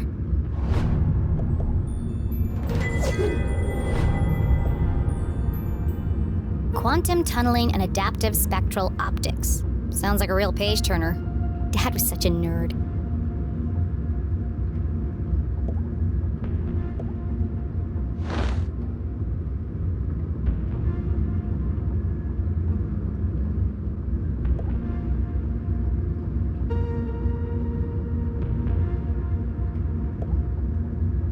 A Field Guide to Fascinating Flora.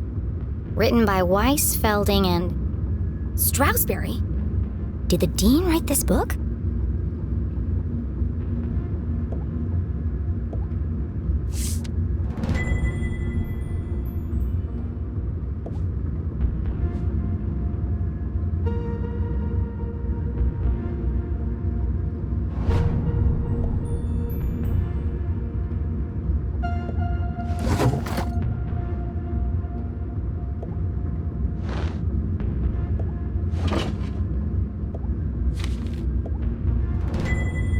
This is from the day of Dad's accident.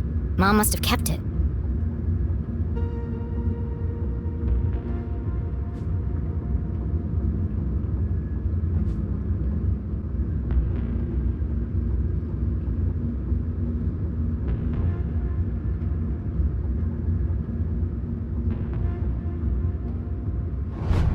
The Dean called the lab explosion an accident, but everyone in town seemed to blame Dad.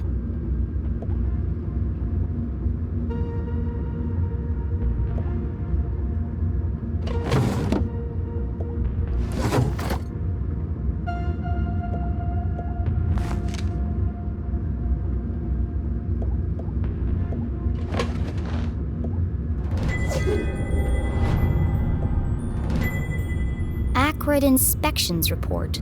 I've never seen this before.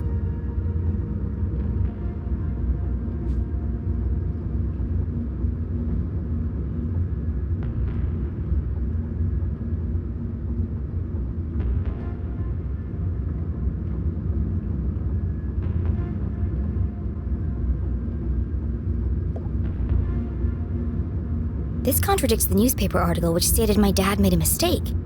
Everyone in town blamed him for the accident, but they were all wrong. The lab was unsafe. He shouldn't have been working there.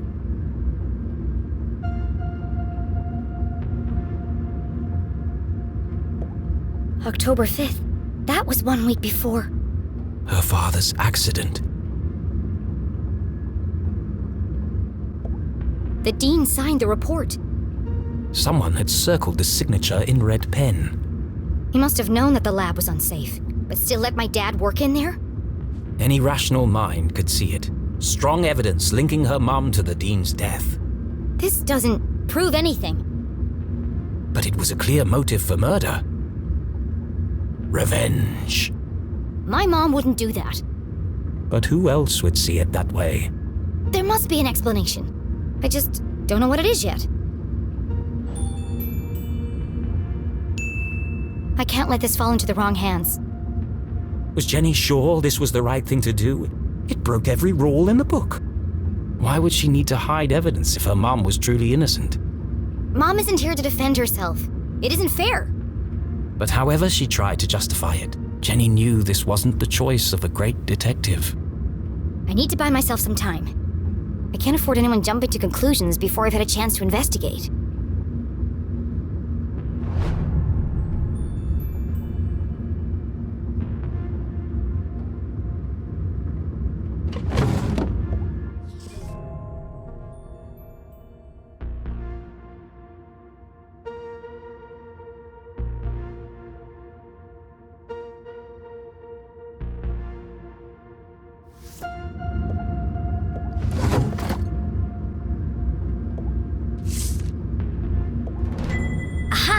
The missing fuse.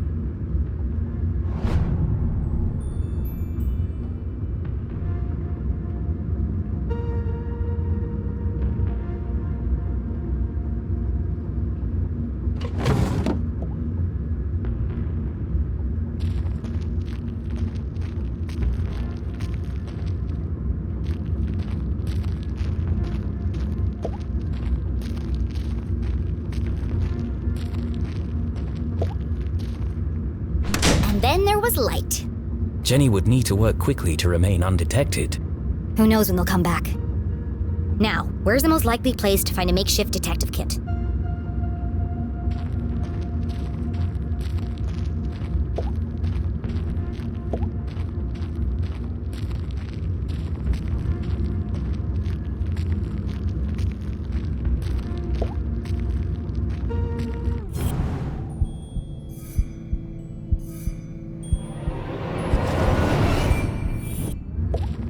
A shaft of light peeked through the boxes.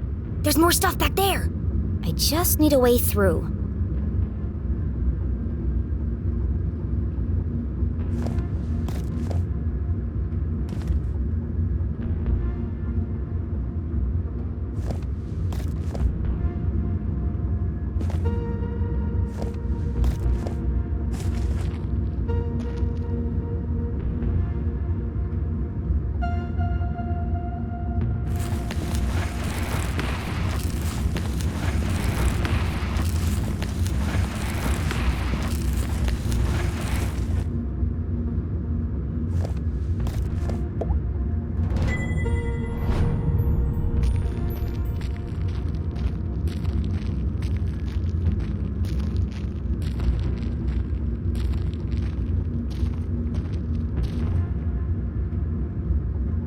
Jenny's instincts had been correct. Dozens of boxes lined the back wall of the basement.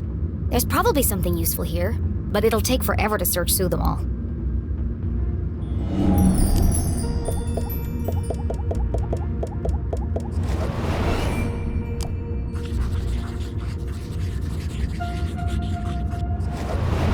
CSI supplies. That must be Mom's old gear.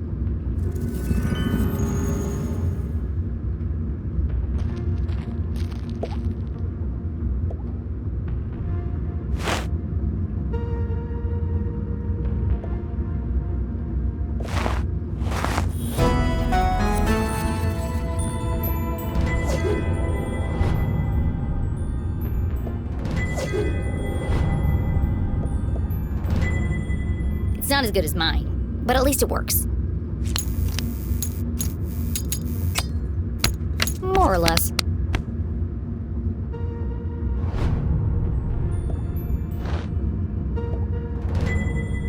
My key to the city. An old set of lockpicks.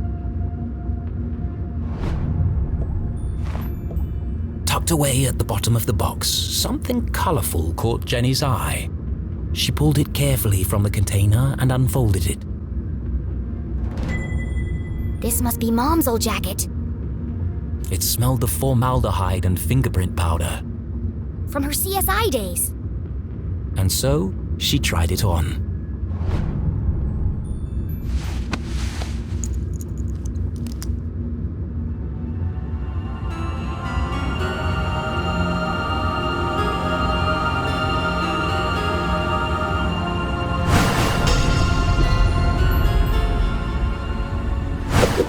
Fits like a glove.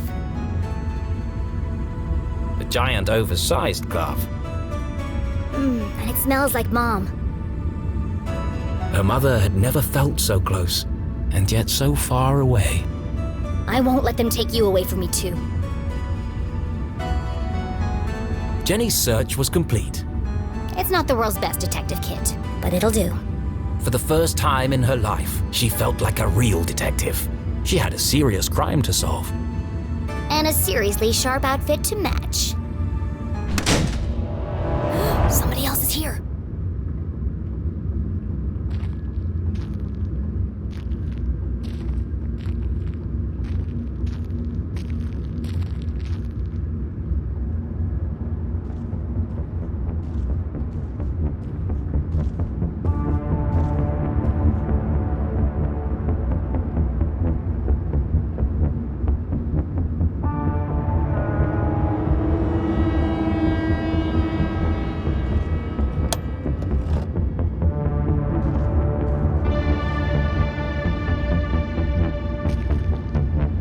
That was no cop. What was he doing in my house? I should follow him.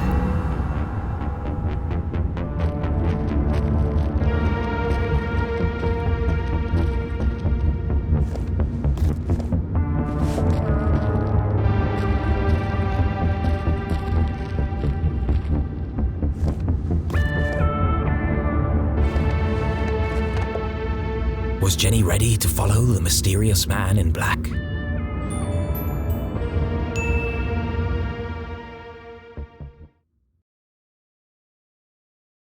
The man in black. Who was he? Where was he going? There was only one way to find out.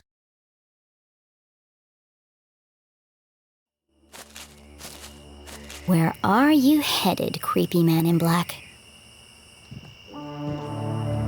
Jenny couldn't simply chase the mysterious figure. He's bound to notice me if I follow too closely.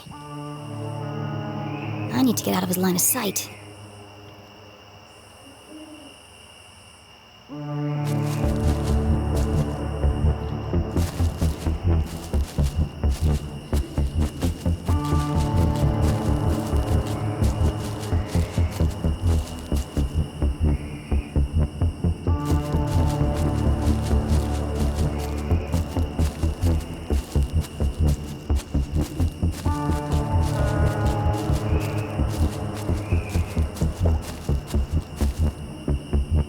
My way up.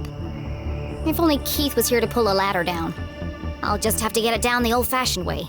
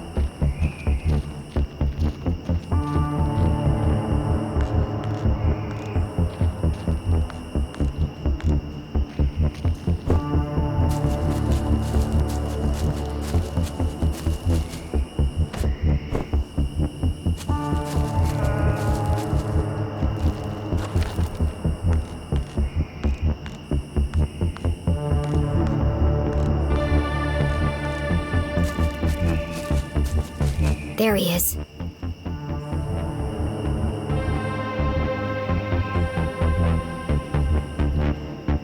The bridge should slow him down a bit. Huh? How did he do that?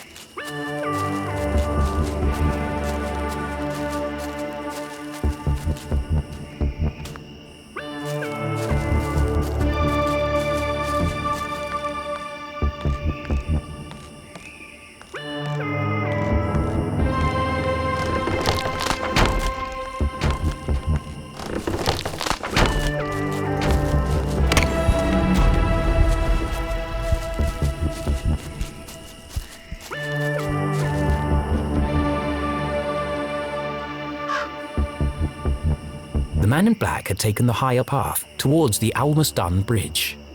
That's a dead end. Why is he going up there? There's nowhere to hide on the bridge. I'll go underneath and spy on him from there.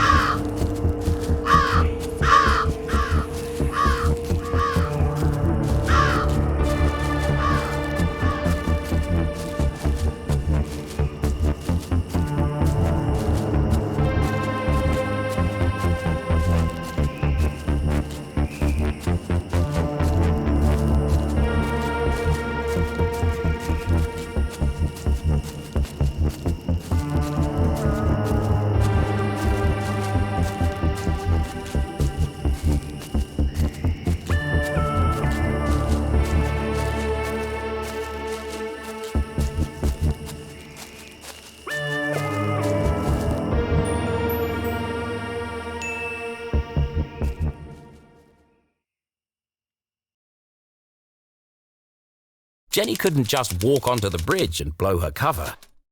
No, she'd keep her distance and see what the man in black would reveal when he didn't know he was being watched.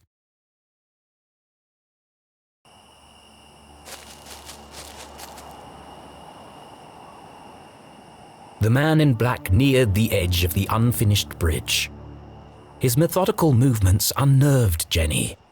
I need to get a better look at him. I'll climb the outside of the bridge and snoop on him from there. The plan was daring but reckless. I have no choice. He's my only lead. And so, undaunted by the dangers that lay ahead, Jenny LeClue, wearing her mother's jacket, advanced towards the bridge. Yesterday a child, today a courageous adventurer.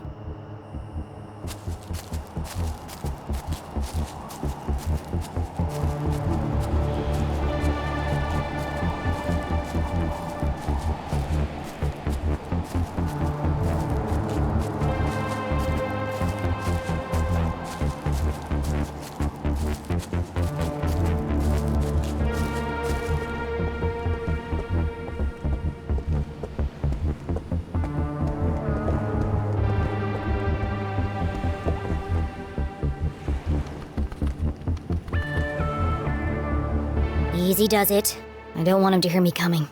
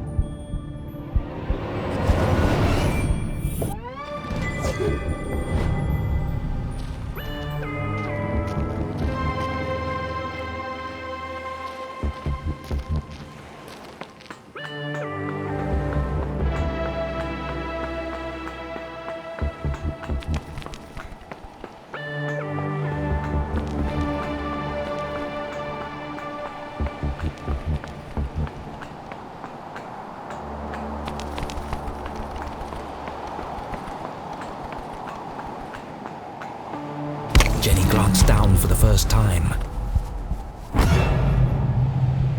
And immediately wished she hadn't. She clung tightly to the stone wall. The ledge beneath her feet was narrow, barely wide enough to stand on. One false move and... Focus, Jenny. Perfect pitch!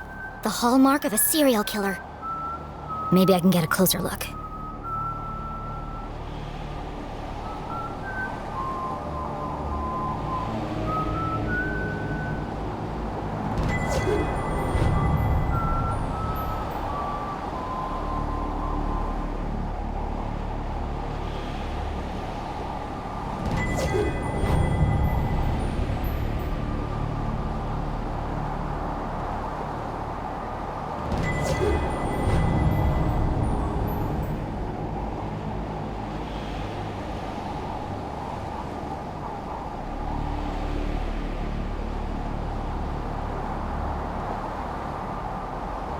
There you are.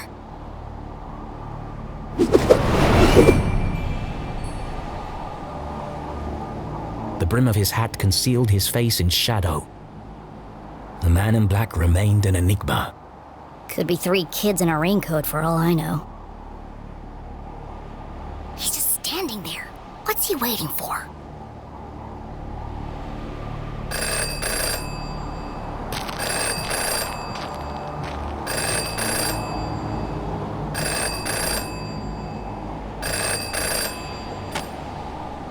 Yes. No. Yes. No.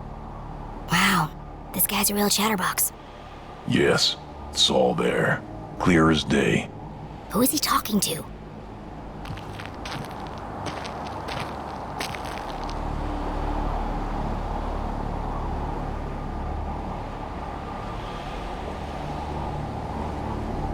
No, it wasn't there. Yes, the whole house. She must have it.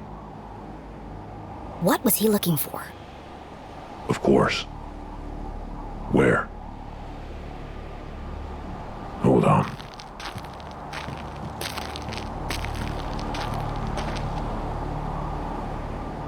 What's he doing now?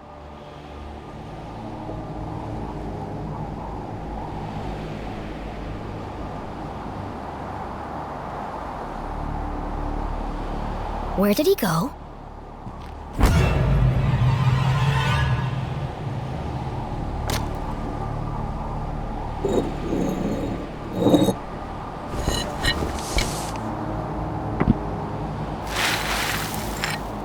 A super secret spy stash?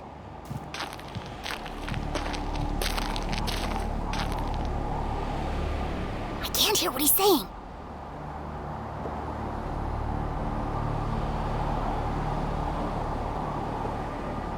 Yes, I'll take care of her. Tonight. They change shifts at 4. Yes, it's all here. I have to see what's on that paper. Yes, the biggest cross. I know.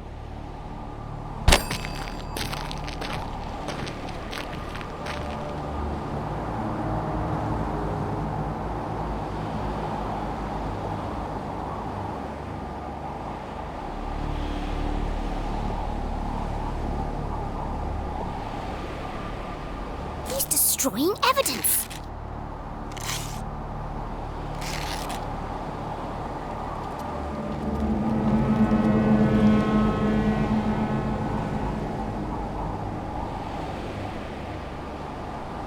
I have to get down there before it's lost for good. She was only distracted for a moment, but a moment was enough. Damn, how does he do that?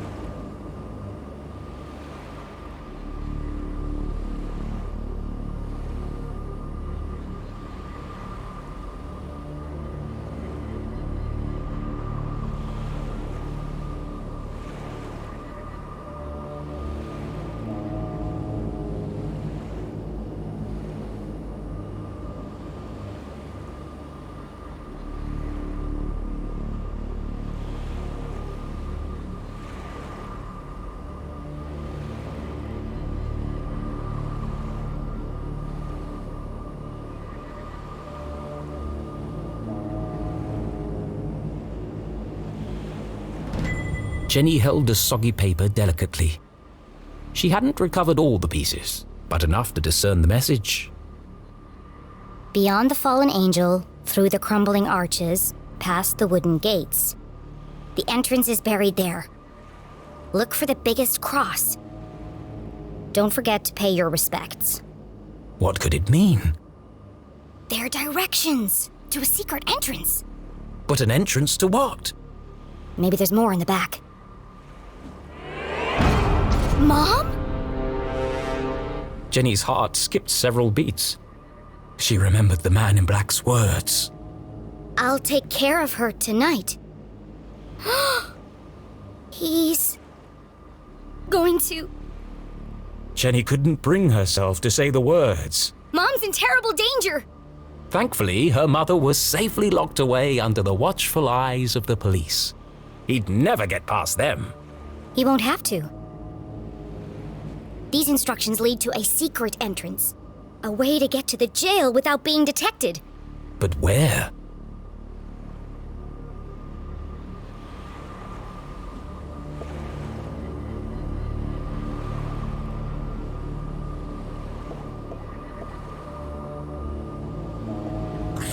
The entrance is buried there. Buried. The word bounced around her brain like a pinball.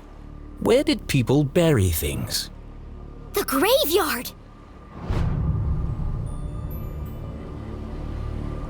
Of course! The graveyard was in the same part of town as the jail. Angels, arches, crosses on graves. All features of the graveyard. I have to get there before he does. I have to save my mom. This was all well and good, but even if she was right, even if she managed to reach her mother before the man in black, how am I going to break her out? It was at this moment a rather distressing thought popped into her head. As loath as she was to admit it, Jenny needed help. She reached into her jacket pocket and removed the walkie-talkie Susie had given her.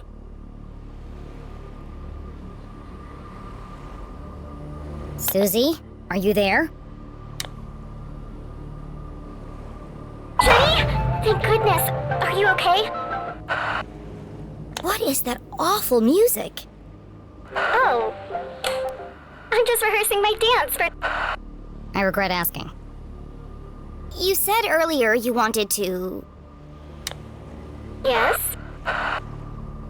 You said you wanted to...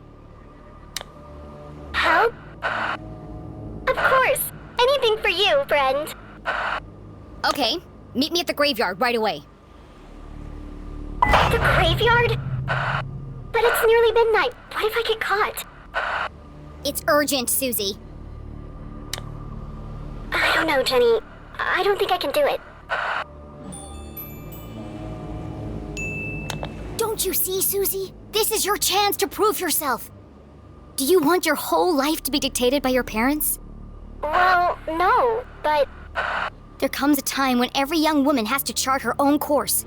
But does it have to be right now? My mom's fate hangs in the balance, and I'm the only thing standing between her and death. Which side of history will you be on? The good side? Great. Then meet me outside the graveyard as soon as possible. Okay, I'll be there, Jenny. What should I wear? I'm thinking practical but colorful. I don't care. Just bring your silent explosives. What? What do you need explosives for? I'm gonna break my mom out of jail.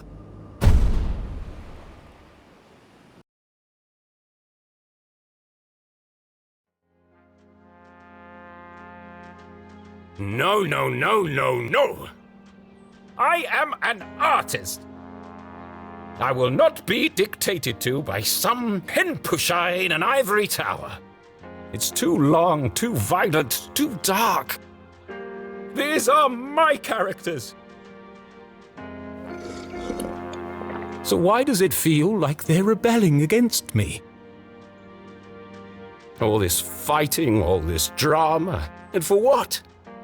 Jenny and Susie should be best friends by now.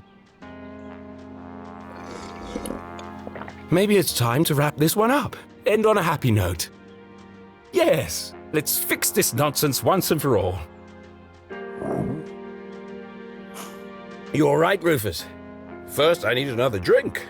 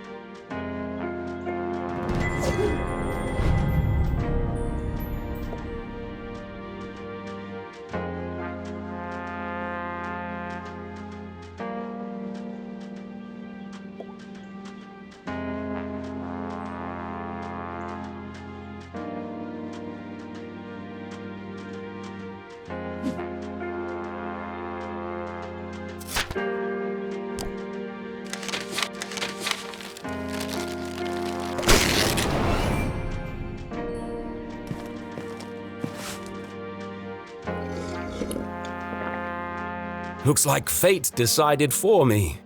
This one can't end like the others. They won't publish it. I must write something different, something darker. It's the only chance I have of saving her. I'm sorry, Jenny. You'll see your mum soon. But for now, it's got to be the graveyard.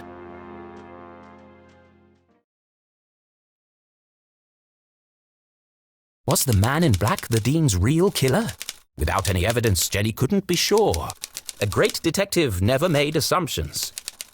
The most important thing was getting her mum to safety. And to do that, she'd need to beat the man in black at his own game.